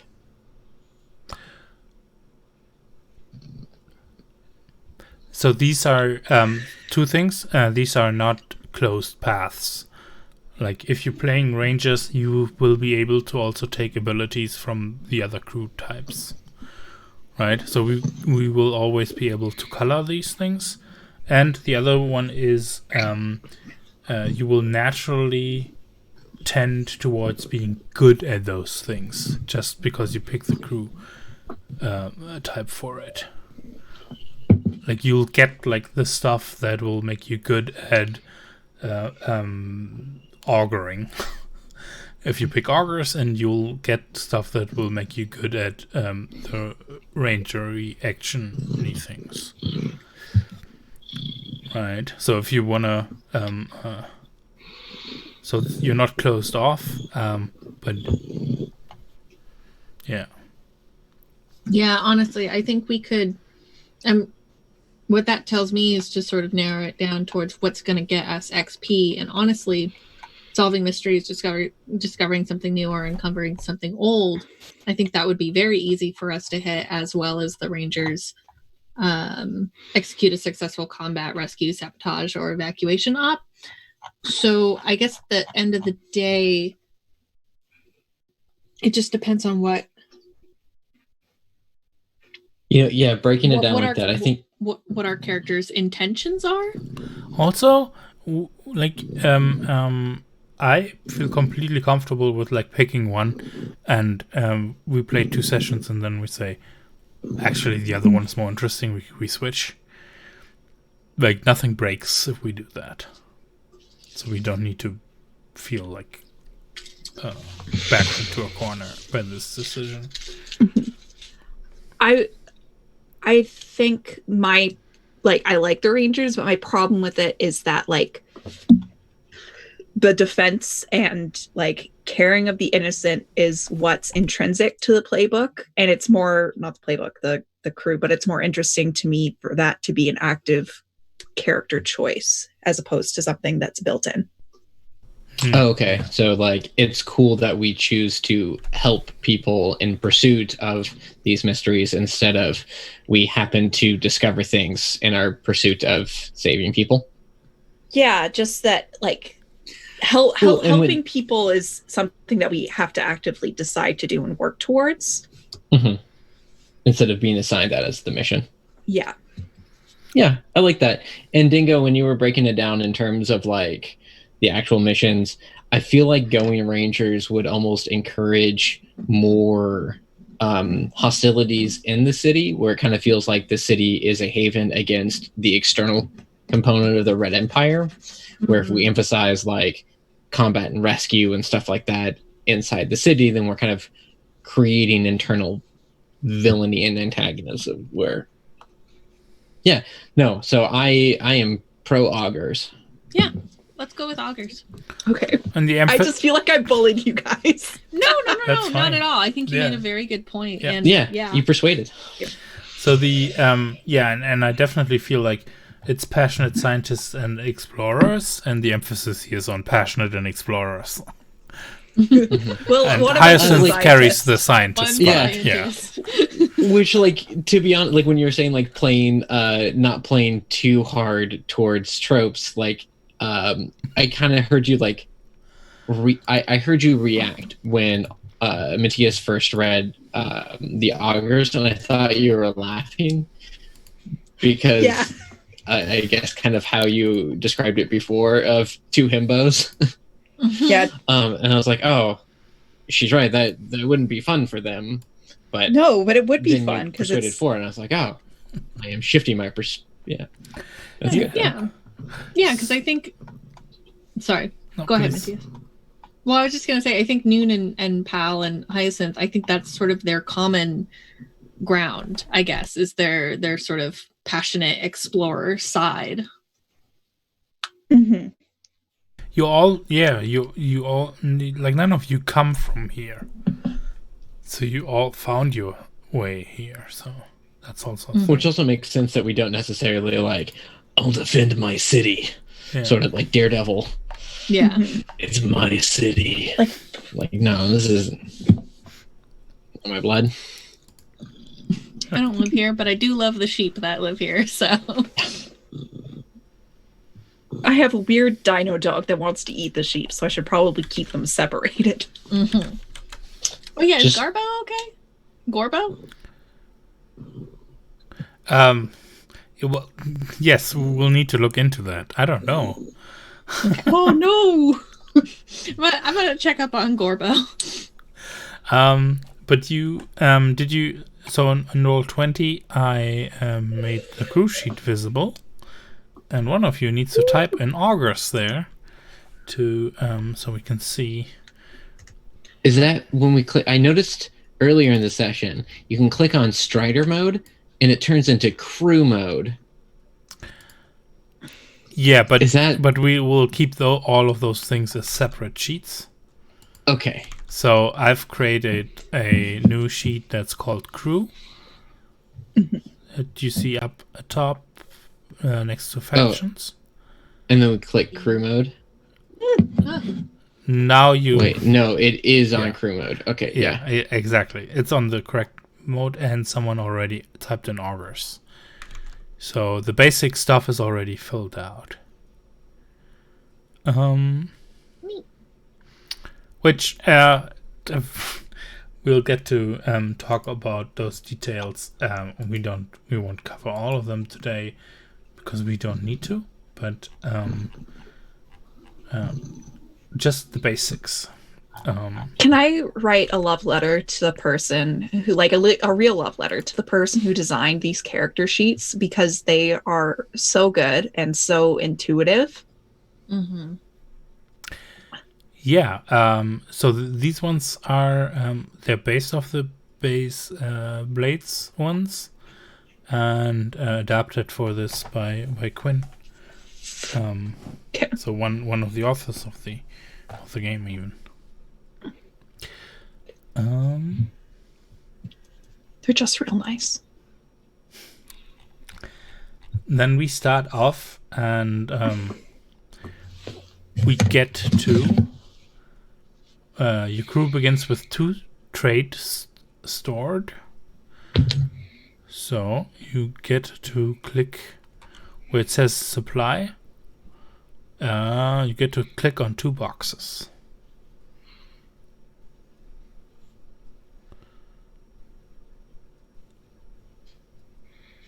Yep. You said supply? Yeah. Oh yeah. Someone already did it. Do you see it? Okay. Yeah. I don't see that. There are 2 boxes filled out in supply. It's in under crew the sheet. section where the base is. Oh, under training and quality? No, on the left-hand side. No. There's the Left-hand rows. side. Yeah, scroll down a bit, and there's Supply. rows and Yes, rows. I see it. Yeah, Okay. exactly. Because we're going to learn tonight that this game has a whole Animal Crossing side to it.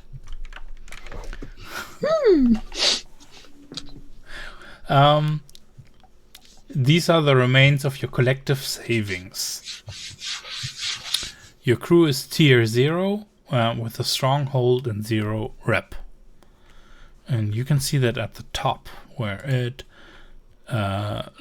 there's nothing in rep is filled out, right? You hold this on the strong part is filled in, and there are none of the tier bubbles filled out. And so first of all, you can all think if your crew has a name. Like, is this group if this group goes by a name yet or not? We can still play to find out if you like. if they call it Hyacinth and the something. Himbos. It's a great band name. I know. Yeah. It's basically Triple H or something, right? Mm-hmm. Choose an. I'd like to play and find out to see if there's a name that sort of crops up over time, especially if it originates not within ourselves. Yeah. Oh, Does sure. that make sense? Choose an initial reputation. Your crew has just formed and acquired a base. Given this group of characters and their previous escapades, what initial reputation would you have among the factions of the world? Choose one from the list below or create your own. This list is on page 81. And Yes, I saw this. They suggest ambitious, amiable, bombastic, clever, down-to-earth, professional, rugged, savvy, sexy, or subtle.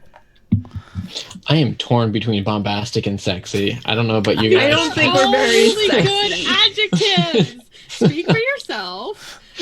I just don't think that we radiate sex appeal as we're, Speak for yourself. I feel like we all radiate a bunch of sex appeal from the get-go. Dripping with applesauce. Okay, And saving the city. Okay, let's do it. Let's be sexy. Let's make it happen. Whatever we've done for some bizarre reason, people are like, wow, this is what they did. It was kind of hot. You know? This is really sexy. So the Well, other thing is and it's sexy. I guess we earn experience when we bolster our crew's reputation. So whatever adjective you pick to get experience, we would need to lean into it. I like down to earth or amiable. I really like down to earth. My other one that I liked was rugged. Mm-hmm. Yeah, I could see down to earth or rugged. We've got a weird, I don't even know how to describe Noon, and he's my character, but we've got an ex-farmer, a grad student, and a guy with a dino dog. A guy, an unfrozen dude, who's like, I don't know things. My first thought is always that picture you do where he's like, how many biscuits can I fit in my mouth? Yeah, that's pretty much. So, yeah. Perfect character. You can earn new reputations in the future as well. So this is not. It's also not like a hard lockdown. I really like down to earth just because it's like, oh, they're just like invite them over for dinner. You know, like it's just like these are like the neighborhood kids kind of thing, and there's kind of like an affection there that I really like. I don't know. I like it because we are literally not down to earth. Yes, we're on the township. Above her, yeah. Yeah. Nice. Yeah, I like that. I would feel like amiable would be a stretch just off of that alone. I feel like we made a lot of decisions that furthered our immediate goals that did immediately jeopardize our surroundings. But down to earth makes sense. Yeah, no, I agree.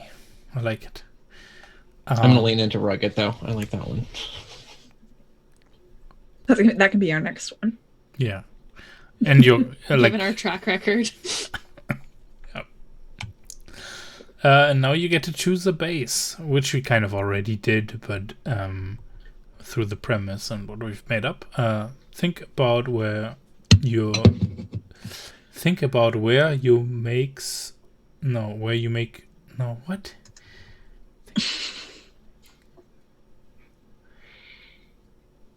Where your crew makes its base. It's just missing the word crew. Yeah. It makes its base in the community that surrounds it. You begin at tier 0, so it's probably a fairly modest place. An ops room to plan missions, a few bunks, a place to stash your gear. Choose one or create your own. So this is basically, where do you meet up? Where's your...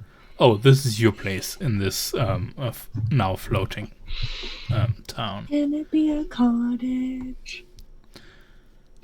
I like cottage.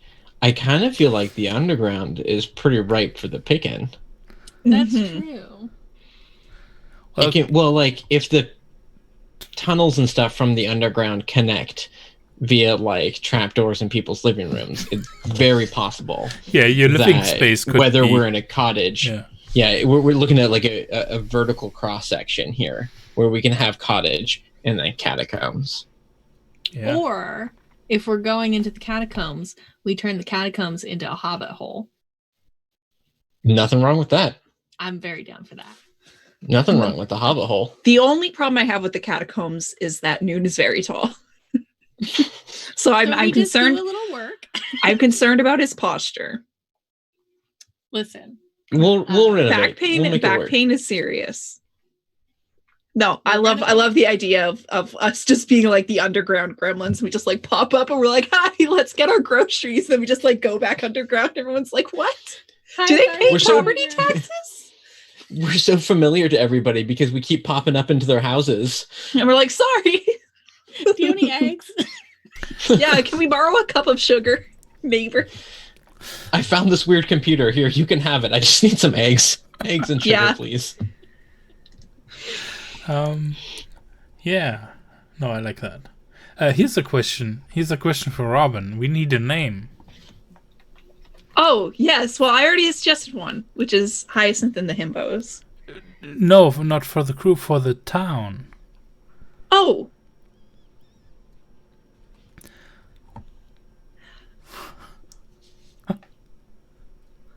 I'm trying to think of all the like sailing ship terminology that I know, and my mind has gone absolutely blank. So The reason we need a name is because I would that's very much say that this town is a faction in this world. yes. And because the next question is setting up a base isn't cheap, and you'll have to borrow resources from a faction to do it. Once you've picked a base, decide together with the MC which faction the crew got their resources from and how they got them. Choose one. You paid them fairly. Give them one trade in exchange for a job well done. You promised to owe them one. They helped you out in exchange for a favor somewhere down the line. Take +1 status with them. Or you stole from them, which might actually be for the best. Lots of factions would gladly use their resources to hurt people. Take -1 status with that faction. I don't think the last one applies, right? You didn't steal this from this town's council or something like that. I have come up with a name, and I'll give you the etymology of it first.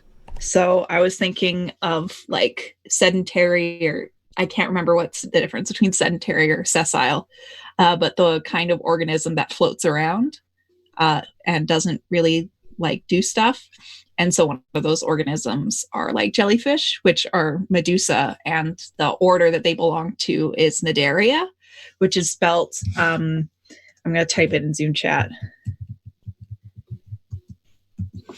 So I think it would be cool to have the town kind of be a like name like Cnidarian, or I like Cnidaria. Yeah, I think Yeah. Cnidaria, as it is, sounds like a place name because it has that ia ending. That okay. Yeah. Then I Cool. would say like the actual faction, like the one in control, basically, is the Cnidarian Council. Sounds pretty high-minded, but they're not that much. But yeah, it's the people who like kind of have the say in this town. So not everyone, not like every neighbor is like considered. Oh, I belong to this town, yes, but the faction that's actually politically in control is the Cnidarian Council. Then, yeah. I like to think they also double as a book club. Yes. That's how they started. That's exactly. I like guess how we're it's politicians now. I like how it's so like it's not alliteration, but they both start with the letter C. Mm-hmm. And also, I also like the book club idea because that explains why you three just decided to act, because they've been like discussing and debating what to do for quite a while, because that's their MO, right? That's how they work usually, like talking things through to a very detailed degree. But the question is, so did you pay them so you're fairly independent of them, or did you like promise to owe them, and they like you get a +1 status with them, but they like probably expect you to like do them favors and stuff? Yeah. Noon doesn't have a great concept of how money works, so I don't think he has any. I'm kind of feeling like the OU1 sort of thing, where it's kind of like, let us camp here and we will continue to help. Yeah, We're let gonna us live run under back your together. homes.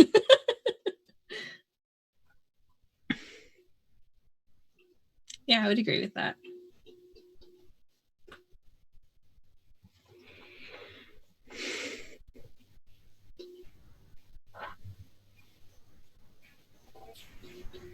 Cool. Oh, I saw it pop up. +1 status.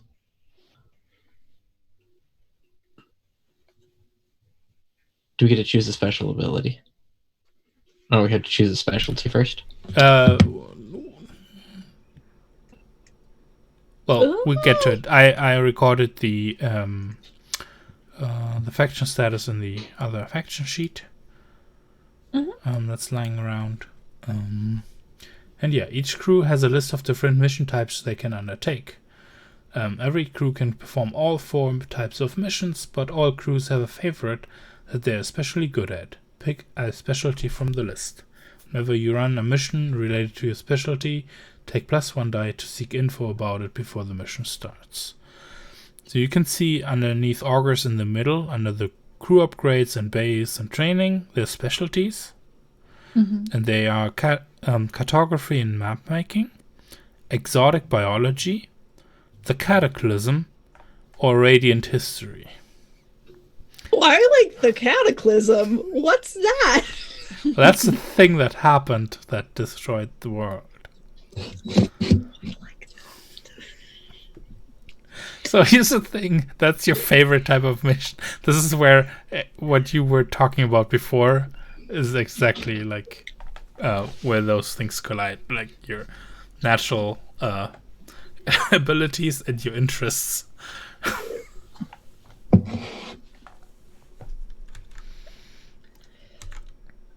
So you get to pick one of those. Where's the list again? It's on the character crew sheet. It's right under like base, quality, training experts on the right hand side. It says specialties. Oh, okay. I am pro the cataclysm. Please don't soundbite that and use it out of context. So I guess we agree on cataclysm, right? Yeah. I mean, radiant history also sounds cool, but I feel like it's very close. Like,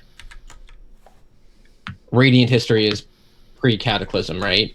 And then cataclysm is cataclysm. So I think we can still get some of that radiant history stuff from specializing in cataclysm. Yeah. And like you can do all other things as well. No, just for this you get like a little bit of a bonus. It's not like a huge deal anyway.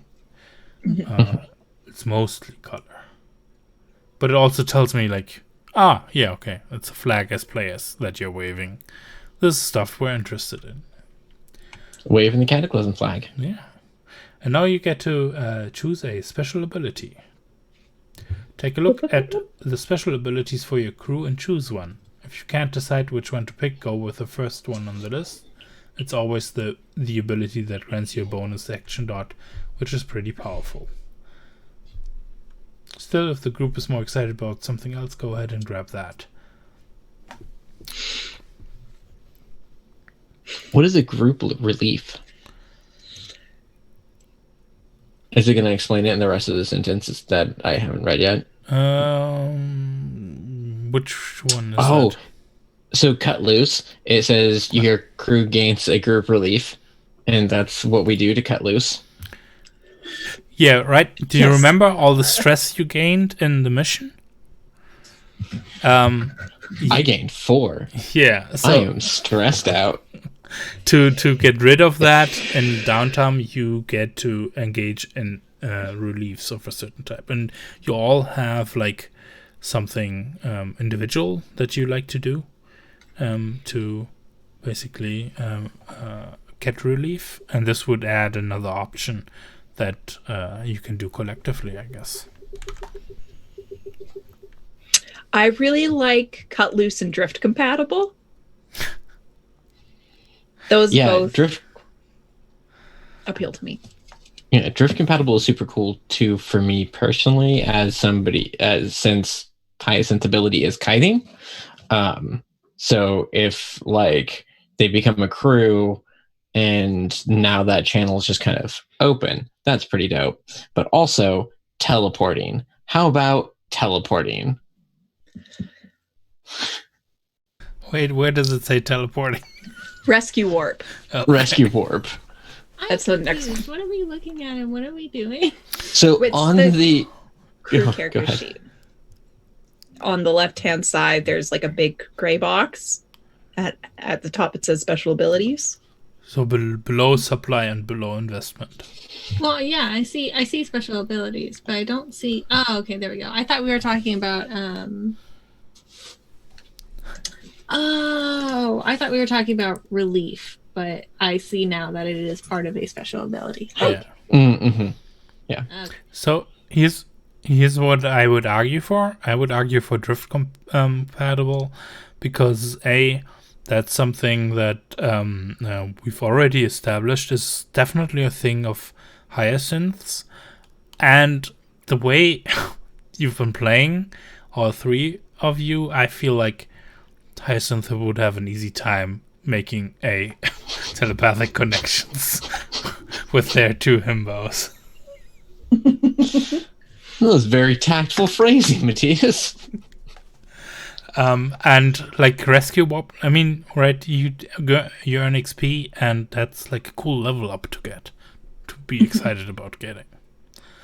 So Yeah, I would say drift compatible, or this one's very basic and lame, but I kind of like elementary just because I want to add one to my stuff. yeah, like adding an action dot is definitely always worth it. Yeah. Yeah, and I was looking at it, and like Wayfair and Tune are both key traits for us. Do you want to? How frequently? Like, what is the XP gain like rate in terms of how many sessions would it take to buy a new ability? It's every other session, in my experience. Okay. Do we want to start drift compatible and then like maybe once like queue up elementary as a secondary one? Or would it make more sense to do it the other way around, where we are just like, now that we're working together, we're just kind of better at the skills, but Mind Link isn't set up yet? So here's the thing. If you do want to take elementary at some point, it's probably cooler to take it now and have the RP that sets you up for getting drift compatible. Because then we get to have the scene where you like one session you don't have drift compatible, next session you take drift compatible, and then I'll be asking, okay, so tell me how this is established. Well, and I love the thought of Hyacinth having to have the conversation with Pal and Noon of like, this is telepathy. This is how it's going to work. This is how it's going to feel. And Pal and Noon being like, ah. I also love the idea of like just Noon accidentally like telepathically transmitting, just like he's like thinking of a song and it's like in your head you hear like da da da da da da da da da da. Okay, glad we're on the same page here.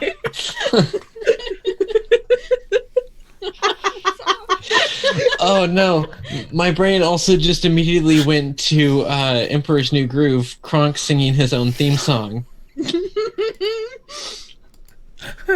Precisely. Yeah. Oh, okay, you know, I like that. Do we want to start with elementary and then go for So it's so you get cut loose? Yeah. Oh, go ahead. No, I was just gonna say cut loose seems like something that would also be fun to explore through RP. Yeah. Like, it would feel weird picking what our pastime is now. It'd be cool to like discover that through scene and be like, oh, wouldn't it be fun if this was our weird pastime? Yeah. I Yeah. agree. I'm clicking it. Yeah. So you get to and you don't all have to pick the same. You can all pick the one you like, either read Wayfair or Tune. On God, I will never pick Reed.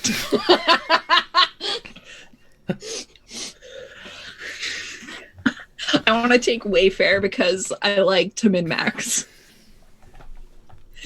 Well, and it makes sense because that's what you did to like get us out of the underground today. Like that is cool and valuable. Yeah, and that also plays a little bit into the whole ranger side of things as well. That we know that you're good at, even though we didn't pick the sheet itself, the crew sheet. Do we mark this as just a regular dot on our sheets? Yep. Okay. Apparently, I still have a point that I haven't spent yet.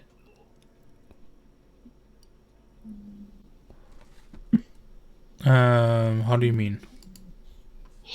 I didn't allocate all of my like stat points. And I have this note down here that says 1 more action point in my pocket. Yes. Because you said that we could leave it in our pocket until we need it. Yep. So there it is.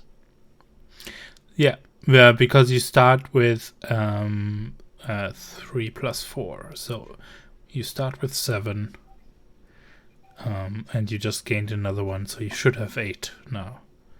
Yeah, I can and I just count. haven't placed that last one. 8 what? So in total, all the dots on the right-hand side on your character sheet, they should now add up to 8. Yes.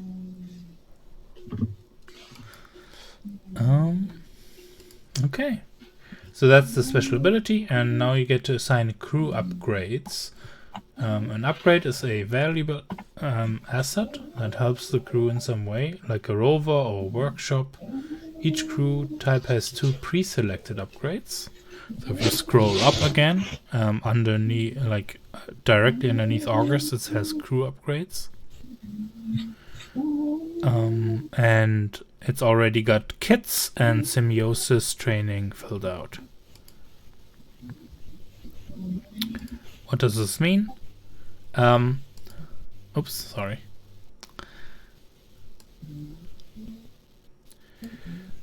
So you have higher quality of all your packs, so that covers medi kits, infiltration kits, and jump kits. And you have training in symbiosis, so that just means it's easier to get ticks in that. And now you get to add 2 more. You get 2 additional upgrades to your crew. So you'll have a total of 4 upgrades when you start. You can choose from the specific upgrades available of your crew type or the general upgrades on the crew sheet. Once you've assigned your 2 upgrades, we can look at this later when this makes sense, and keep those in our pockets as well. When we say it makes sense that we have a workshop or that we have a rover because we want to drive somewhere. Right? I want a rover. Let's give it a personality. Will you play that first?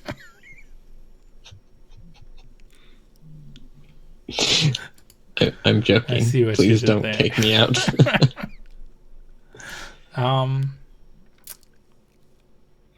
And you get to choose a favorite contact. Do you see on the right-hand side? Yep, we are going to have to make pick crews for all of those characters. Yes. I really like Persona non grata just because of the name. Yeah, that's A winsome information broker. I don't even know what winsome means. I just really like the name. so. Just to be clear, what this is, you know all those people. They're all contacts. Yes. But you get to choose one as a close friend or longtime ally.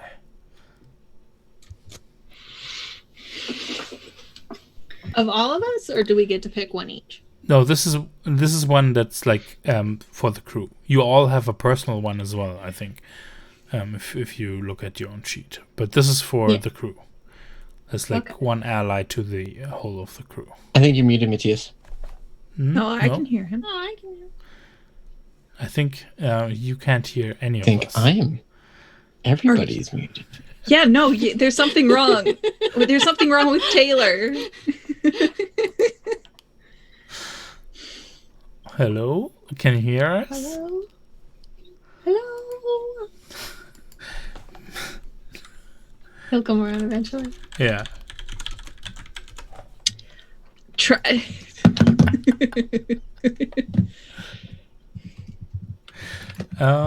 Yeah. Well, then Hyacinth doesn't get a say in who's your favorite contact. I don't know how to say it, but Rasselhog Yeah. and Persona non grata and Isolde. Those are, I actually really like Isolde. yeah. Can you hear us now? Yes, I can hear you Okay. now. Fresh. These are the headphones that have the little click on the thing. And I guess I clicked one of the buttons and it just turned them off. I didn't like that. Magic. Not at all. I did also hear the part where I was no longer able to have a say because my speakers didn't work. Thank you for immediately turning on me. You're welcome. I mean, for that rover comment earlier. Fair enough. No, that's well deserved. So Persona non grata or Isolde were the ones that were looking. I also was eyeballing Rasselhag, but maybe we come across that later. Yeah, because I really like some of the cool spirit stuff, but I think since we haven't interacted with any of it yet, Also, it's it'd be more weird putting personal them as to your character than maybe the crew. So you don't have to listen to me at all because I'm just the MC here and this is your Good, I'm crew. not going to. But I like Isolde because that's a cool NPC who like comes across and like, you know, that kind of NPC in anime who like just shows up and I've got some news and they're like on their way again, and when it's like plot convenient they show up again. I mean, contact also means whenever you want them to show up, they would also show up. Just to be clear, like this is not a like this is almost more your character than my character. Mm-hmm.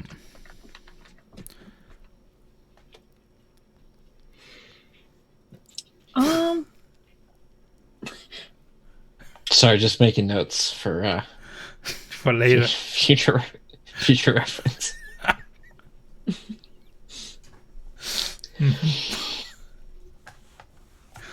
Well, Wait, what's your note? What? Just making some notes on the context. Just Okay. I don't know what winsome means. I have to Google it. Attractive or appealing in appearance or character, according to Taylor. I did a Google. I zoned out there. I'm looking. I guess you could say I'm looking at someone, like pictures of an attractive or appealing person or character. Thank you, Tumblr. Sorry.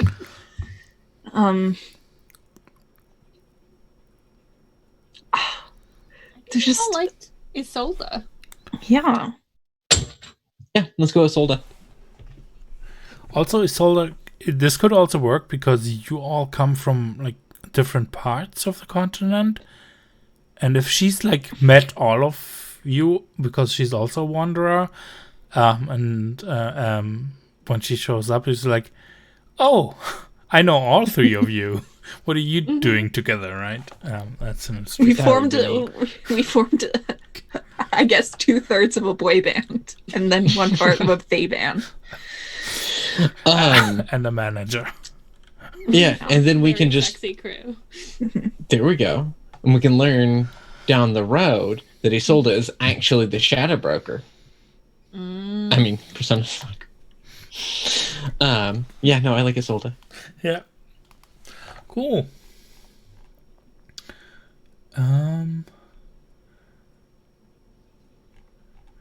Yeah, there's like some status stuff concerned with this, but I think we can figure those out at a later time because I don't know how much you care about factions yet. think we want to establish them first. Unless you have like a... That might be a fun world building thing to like start next session with. Yeah.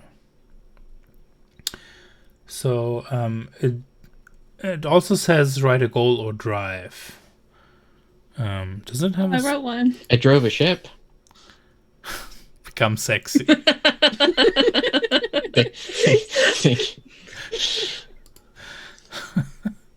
Well, yeah. That's what I'm hearing. That's what I'm hearing that we all want. Yeah, we all want to be sexy. I'm fine with it. I'm gonna. And it turns out the sexy was in us all along. Yeah. We want to gain a sexy reputation. The sexy was the friends we made along the way. Yeah. I also look forward to seeing that discussion, like how you're discussing your crew goal. I think the crew goal is that we all have to get jorts. Power's that's- on it. That's Okay, the sexiest clothing. So Hyacinth has just done this weird lightning or like magic beam wheel turning. That's pretty And sexy. once the ship stabilizes, the light energy fades. They're smoking, like smoke is coming off, Hot. rolling. Like jacket has burned away. Most of the pants have burned away. Cutoffs? No, burn-offs. I mean, Not canon. Instant burn off George. honestly, it's fine, right? The example drives here are to show off, to outdo ourselves, to keep each other safe, and use this to become sexy. Yeah. I like it. Cool. And then the name would come, but we said we want to explore that. Yeah. Nice. Yeah, we have a crew. I think last two things I want to do is, and then we do like end of session stuff, right? Does that sound good? We'll do a quick sort of thing. Oh, do you have the reference open? Oh, it's also in Roll20, I believe, and it's called the downtime one. So you can also open it there. I'll do that for the stream. It's kind of bad for the stream, but The downtime activities? yes, it has downtime activities as the fourth thing on there. We won't be doing them today, but there's 1, 2, 3, and 4 on there. Yes. And we'll quickly do 1 upkeep. The crew earns 2 rep per job by default. So for the job you finish today, that's 2 rep. If the scale of the problem outranks your tier, you take +1 rep per level of scale higher. If the scale of the problem is lower in rank than your tier, you take -, so that doesn't apply. This was definitely too higher, so you take 4 rep. Dang, we are down to Earth. Yeah. Nice. And then your crew also earns trade based on the nature of the operation and the payment they received. And you can see, like, it has a list there. And I would say this is 2 trade, a small job, a small town's worth of people helped. This is still a small town. So you see where you put in 2 supplies at the bottom? You get to put 2 more in. I'm clicking it. There we go. Awesome. We'll talk about what you can use supply for. Like that's like the Animal Crossing part. You can build stuff with it. Yeah. And then heat. You gain heat at the end of each mission according to its nature. 0 heat if it was smooth and simple, no collateral damage. Yeah, pretty much, right? Just some apples. 2 heat contained, minor collateral damage. 4 heat chaotic, problem spills over into civilian areas, major collateral damage, major acts of violence. So we didn't have major acts of violence, but we definitely had it spilled into civilian areas, like someone's living room. It's applesauce. Chaotic. So this is so it's a base of 4. Additionally, you gain heat from these actions. +1 heat for violence conducted against a high-profile or well-connected target. No. +1 heat for an operation conducted in hostile territory. No. +1 heat if you're at war. You're not at war. +2 heat if anyone in your crew kills or permanently injures someone. No to that either. So that's 4 heat. Where's the heat track on this?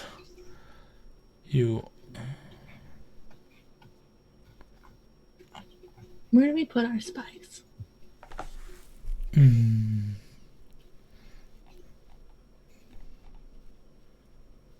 don't see the heat track. I don't either. I just see investment.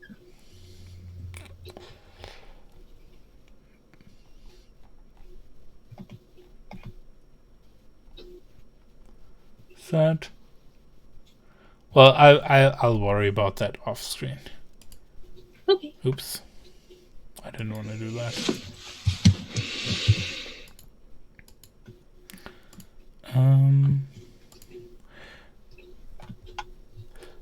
But what, like, the question is, what does this do? If I think it's a similar track like rep. If it gets too high, it rolls over and you gain infamy. So you started infamy 0. You can see that with entanglements. And now you have 4 heat, 0 infamy.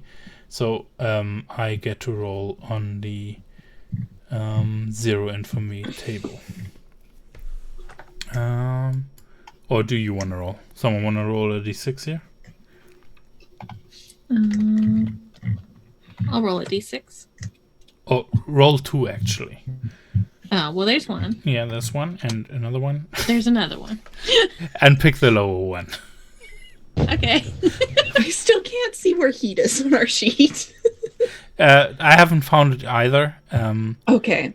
But it's like a track like rep, and when it gets full, then you gain infamy. You start with infamy 0.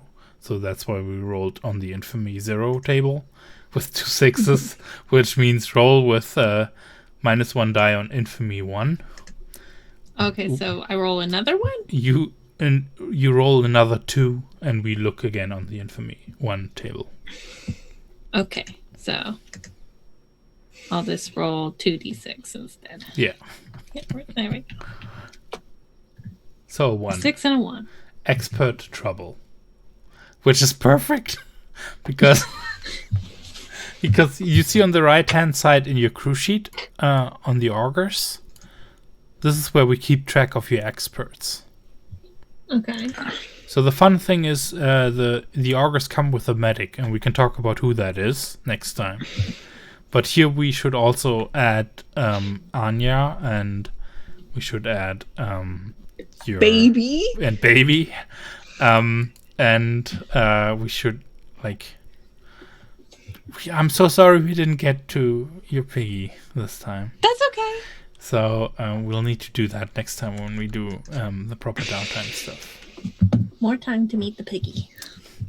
So this is where the game says, oh, we get expert trouble. So I get to pick a scene where one of these experts causes trouble. That's where their flaws come into play, for example. Okay. Where's my baby? Yeah. And I think that's it for tonight. So we'll do end of session stuff. Okay, and then will we next time go into downtime activities? Because I'm at 6 stress. Yeah, and we'll that's when you can we'll talk about what you can do there. You can do pretty cool stuff that will actually change the world in fundamental ways. And cool other things. But yeah, if you want to relieve stress, you'll be looking at unwind as a downtime action, for example. But you can also like craft stuff, buy stuff, construct a foundation. That's stuff like for your crew. That's when you want to turn your tent into a house and stuff like that. I guess I don't play Animal Crossing. That's was a guess. But you've picked up a lot. Yeah.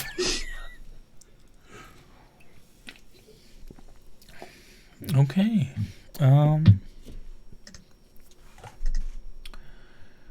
So who wants to start with wait. We start with the crew sheet. That's the easiest. If you scroll way down on the crew sheet, there's crew advancement. And it's you solve mysteries, discover. So at the end of each session, for each item below, mark 1 XP, or instead mark 2 XP if that item occurred multiple times. You solve mysteries, discover something new, or uncover something old. I think that happened. Right? Definitely. So you can definitely add a tick. Then contend with challenges above your current station. Yeah, I mean, I feel like none of us were qualified for that. That's true. I mean, Hyacinth was approaching qualifications, but Yeah. not quite there, I would say. Not quite there. Mm-hmm. So that's an XP.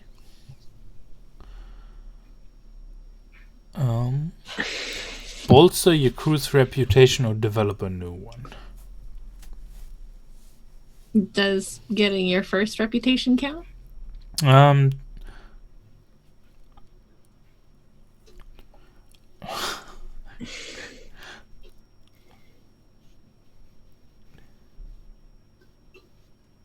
In a way, yes. I was just thinking about how did we see you being down to earth. I think the Yeah, I way. guess we didn't. Yeah. Please. Wait, go ahead. Oh, okay. I was just gonna say we didn't. I was gonna say we didn't really get to interact with anybody, but at the end you were saying that it was a very visible, like a lot of. I mean, people you were- guys surfed down the cobblestones of the main street. Yeah. Because we're down to earth and sexy. Yeah, We're our not hats sexy were yet. on- We're not sexy yet. Our hats were on backwards. We were skateboarding cool kids. Mhm. Again, you get to decide. I don't. I'm just the MC. That's the cool part of this game. I love this so much that I don't get to say who earns XP or not because I don't. I mean, whether or not your first reputation earns you experience is a decision we have to make exactly once in the entirety of this game. I guess you could say that our reputation down to earth, we were literally in the earth. Right? Yes, That is and true. you decided that this session. Yeah. And no, we were in the earth and then we came out of someone's house. So Yeah. And I think and, we Let's earned go ahead and that. say yes. and then you mush their walls with Yep. what the French call the apple of the earth. no, that's potatoes. Right. Pomme de terre. Yeah. Yeah, the Potatoes. French just call those apples. They're just plum. Just We should have made them potatoes. Is what I'm hearing. a bunch of mashed potato.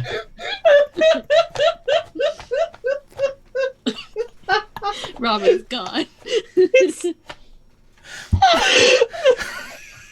don't know why this is so funny, but I was thinking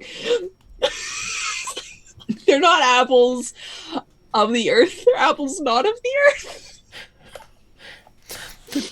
They're potatoes of the sky.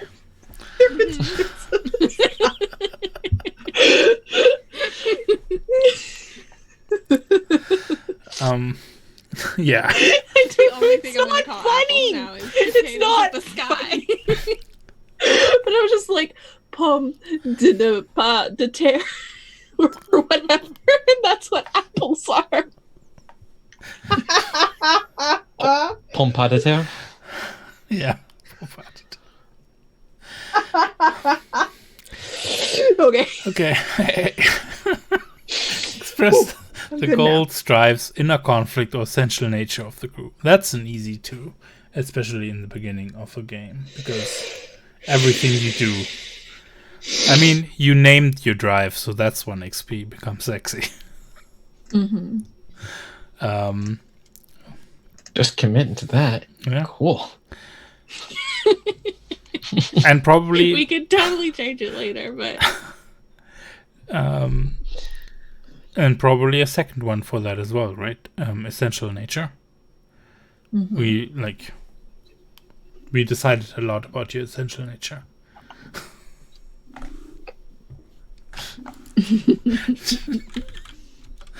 Yeah, nice.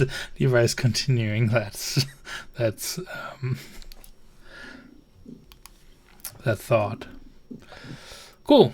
So who wants to go and get XP from the characters for the characters?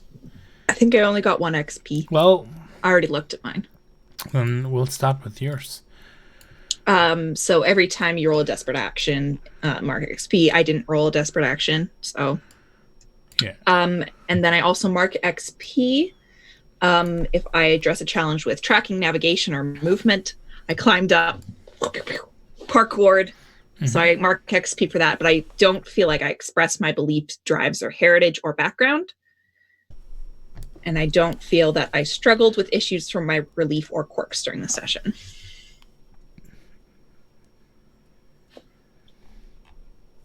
I don't even have drives written down, actually, or beliefs. So I should get to that. So here's the thing. Here's the thing about him is that I know him well enough to be like, these are his beliefs and these are his drives. I just haven't written them down. So here's how I generally play this. Instead of like writing them down and then like comparing something to like the letter of what you've written it down to, it's like after the fact, can you say, oh, in this instance we clearly saw a belief of his expressed or a drive of his expressed? Yeah, exactly. I don't feel like he did that. Like the only thing that was expressed was he was afraid of skateboarding. Well, I mean that's one thing. The other thing that I saw was the like you throwing yourself into the cart, even though that wasn't like without thinking as well. So okay, well, I feel like one of his like beliefs, I guess you could say, is like my body is not worth protecting at the sake of other things. yeah. So I guess that I'll mark something for that. So I got 2 XP. And what about this whole discussion of him not knowing what Jorts are and even knowing how to like that sounds like heritage to me. Yeah, I would agree. Okay. I mean, you explained to us that the language he speaks is this world's French, and yeah, well, it's just I give him a French accent because I think it's silly and kind of cute. I mean, like that's expressing it did his spawn heritage. from a conversation. Yeah, you did spawn from a conversation about George, but like you did describe how like he is common or English second language and his first language is a dead language. He may or may not actually know how to speak, and can't like adequately translate into like words that know like and like that's some deep and weird conflicting cultural stuff going on. Yes, it was about jorts, but it's also about more than jorts. And it was still expressed. Okay, thank you. Well, now I have 3 XP. Thank you for being generous.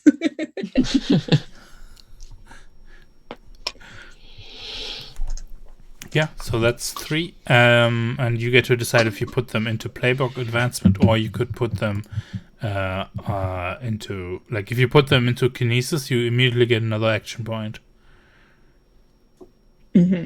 that you can't put into Wayfair because I'm until too good at it. Until the crew gets a specific thing, you can't have 4 in one thing.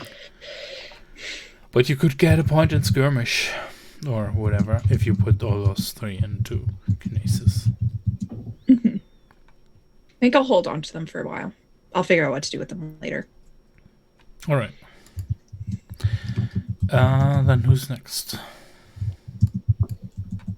I'll go. So, Paloma. Every time you roll a desperate action, I already did that one and I put it into my playbook advancement. When you roll the desperate action, you mark XP in that action's attribute. Ah, okay, never mind. Take that back. Yeah, so that one goes immediately into that was kinesis, right? Yeah. Was it kinesis? It was. It was skirmish. Yeah. Okay, so put that into. So you're already at 4 there. Yeah. That's fun. And then I feel like I addressed a challenge with endurance and force twice. I feel like I did that when I plowed into the apple cart, and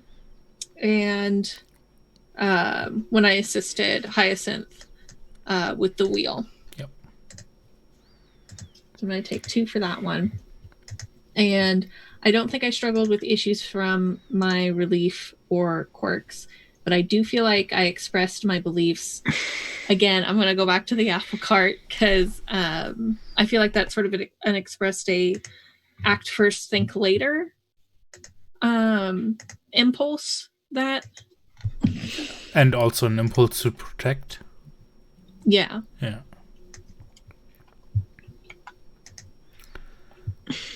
So here's the fun thing where like role playing out silly stuff gets super rewarded, because I would argue that you explaining what jorts are to Noon also expresses something about your background or heritage. That's true. I did say they were very high fashion.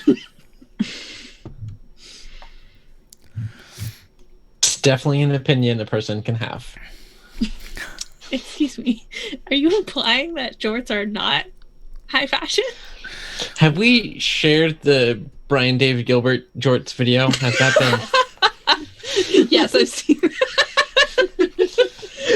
Pal story. Whenever young farmer comes of age, they have to go out and make their own jorts. So how many is that?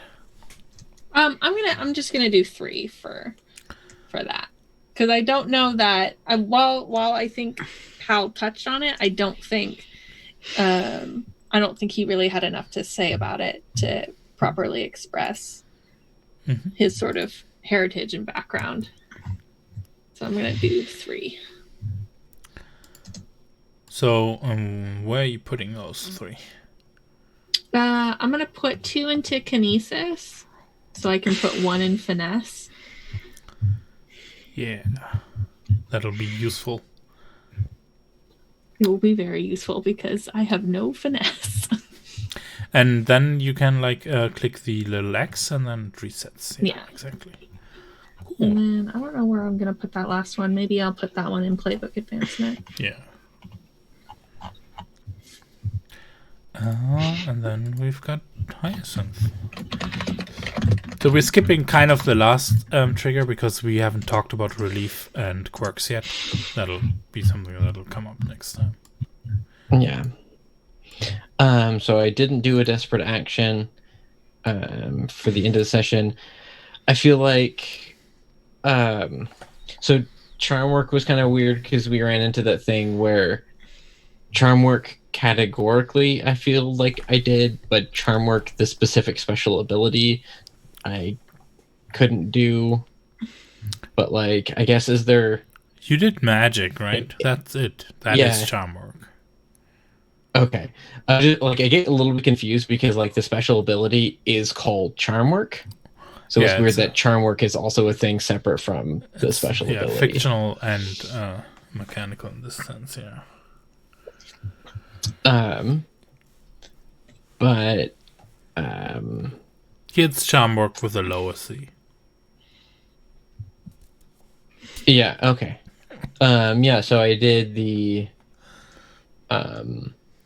my immediate concern from a cat, and then to Kai's and check in, and kind of my first step was to use magic to look at stuff outside of the setting or outside of the immediate surroundings, and then charm work to move the wheel. Mm-hmm.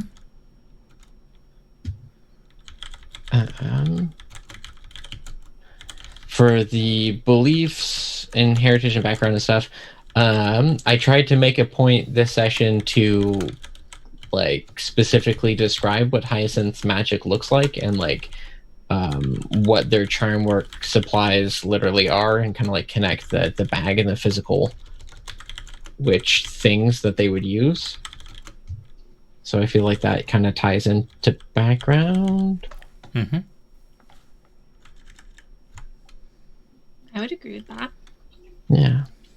I don't know if there would be another one, but yeah, that's kind of what I was feeling about those. Sorry, I got sidetracked by what Levi was talking about. Oh. And I had to write it down. It went places. Sorry. Yeah. I also feel like we got a little more insight into Hyacinth and their background just from their interaction with their cat, with Anya. But maybe that's just me. Yeah, the pride thing definitely points to like their beliefs. Yeah, because this pride in Anya's self-sufficiency. Yeah. Okay. One of the thoughts that I did have was like, I don't know, like a screen cap of a Tumblr post on Twitter that was shared on Imgur or something. I don't know. How we enjoy social media nowadays. Mm-hmm. That was me, like, how long does it take before grave robbing becomes archaeology? And archaeologist, I'm very uncomfortable with this question. And so I feel like Hyacinth kind of has that sliding, like, it's belonged to somebody at some point. It's just how long before it becomes significant to me. Yeah. Mm-hmm. Okay, I will take that. And then that means my playbook advances. Ooh. Boop-a-doo. Do you already know what you want to take, or is that something you'll surprise us next time? I was thinking between a couple of different ones, and I'm leaning towards Charm Break because how cool that is, and especially having that kind of like final moment of big magic. But if it's all right, I'd kind of like to hang on to it in case there's an instance where something else specifically might just be helpful. For example, I might have to get Pain Split, where I redistribute harm that some of my crewmates take. In case that ever comes up. Yeah, that's a thing too. We need to talk about healing next time. But the fun thing is your crew has a medic as an expert, so that's a thing we can all think about as well. Who that is, and there's probably a reason they don't go on jobs with you, but they're part of the crew. So we have like 5 people in this crew now. That's also a new thing to think about for next time. Yeah. Okay, but I had a ton of fun. This was Me awesome. too. I was glad we got to play. Yeah. All right, so the plan is we each make pick crews for each of these NPCs that have now been introduced, and then we do like the hex fusion to see what all of them combined to get. Well, we have to decide on like, whoa, I was gonna say we have to decide on one pick crew to use, but we don't. No, we don't. I'm gonna go to the one triple U Mandy's Girl Maker, because that's my favorite.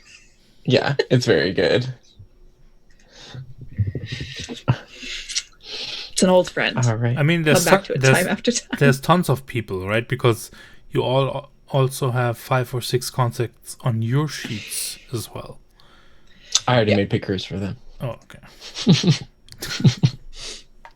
I really like making pickers.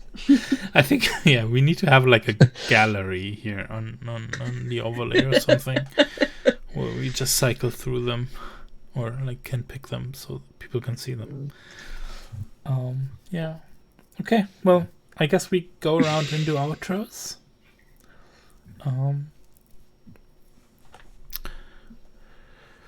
Dingo, you want to start? Sure. I'm Dingo. You can find me on Twitter at Where's My Dingus. Thursdays you can find me on Indoor Adventures playing Ghosts of Saltmarsh, where I play another himbo, but he's significantly taller and also a dad. It's very good. And then on the alternate Fridays from this game, I play in Off the Tables Tales from Thersha, which is a D&D homebrew campaign. And actually tomorrow, I will be back on Off the Table for the...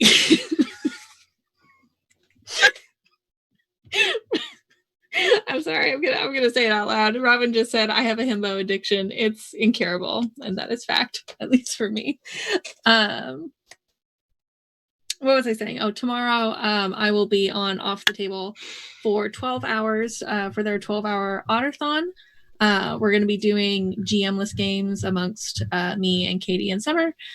At least I think all the ones that we've chosen are GM-less. Quietus might not be, but we're going to play Quietus, Shooting the Moon, and a game called Our Haunt, which is about ghosts and their particular haunt, and so you kind of build who your ghosts are and what their sort of past kind of is, and then you kind of figure out through play what happened to them in a sense, but also what was lost from them. Anyway, yeah,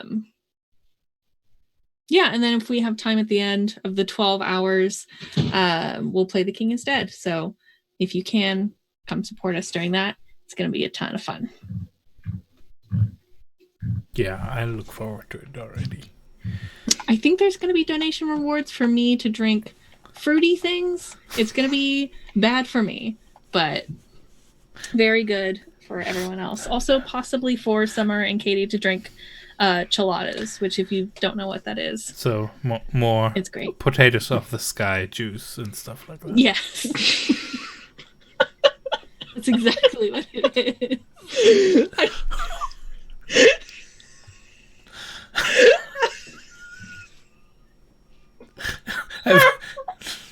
I broke Robin, sorry. Do you want to go next, Sailor? No, it's fine. I can go. Okay, well, either one of you. I've been Robin. You can find me on Twitter at r_Omulus. Right now, I'm in this game and on every other Wednesday on Playbooks and Pals. I'm in a Masks campaign. I'm also doing a podcast that is released through Off the Table. That releases every other Thursday. It is a science fiction podcast called No One Further, which is a Last Fleet actual play. And that's all I can think of right now. And Taylor. I'm Taylor.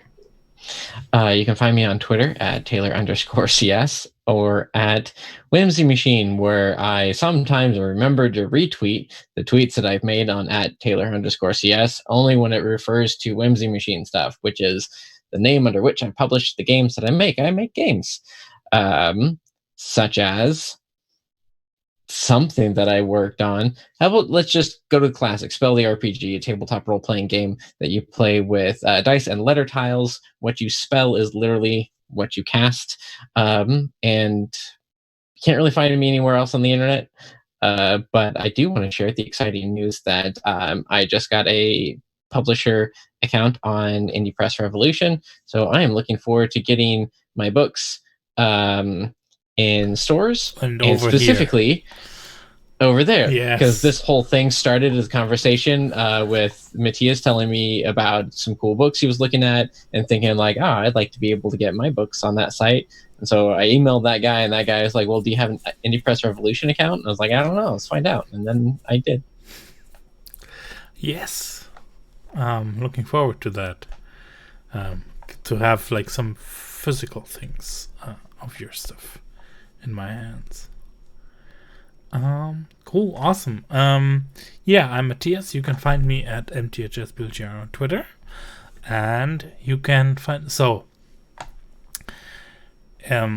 if you if you're looking for like getting a strict dad type in uniform, come and listen to No One Further, our Last Fleet podcast, because I'm playing the commander there and really enjoying that strict dad role of the fleet. That's coming out, I think next Thursday is the next one. And I don't think, what else am I doing? Here and there, something. Just follow me on Twitter and see what I'm up to there. And yeah, I'm looking forward to in 2 weeks' time to continue this and see downtime. And I think downtime will be the best times with this crew. Thank you all for watching and staying up so late or getting up so early, or watching this on YouTube later. And thank you three for playing this with me. It's such a pleasure. Okay. Bye. Bye.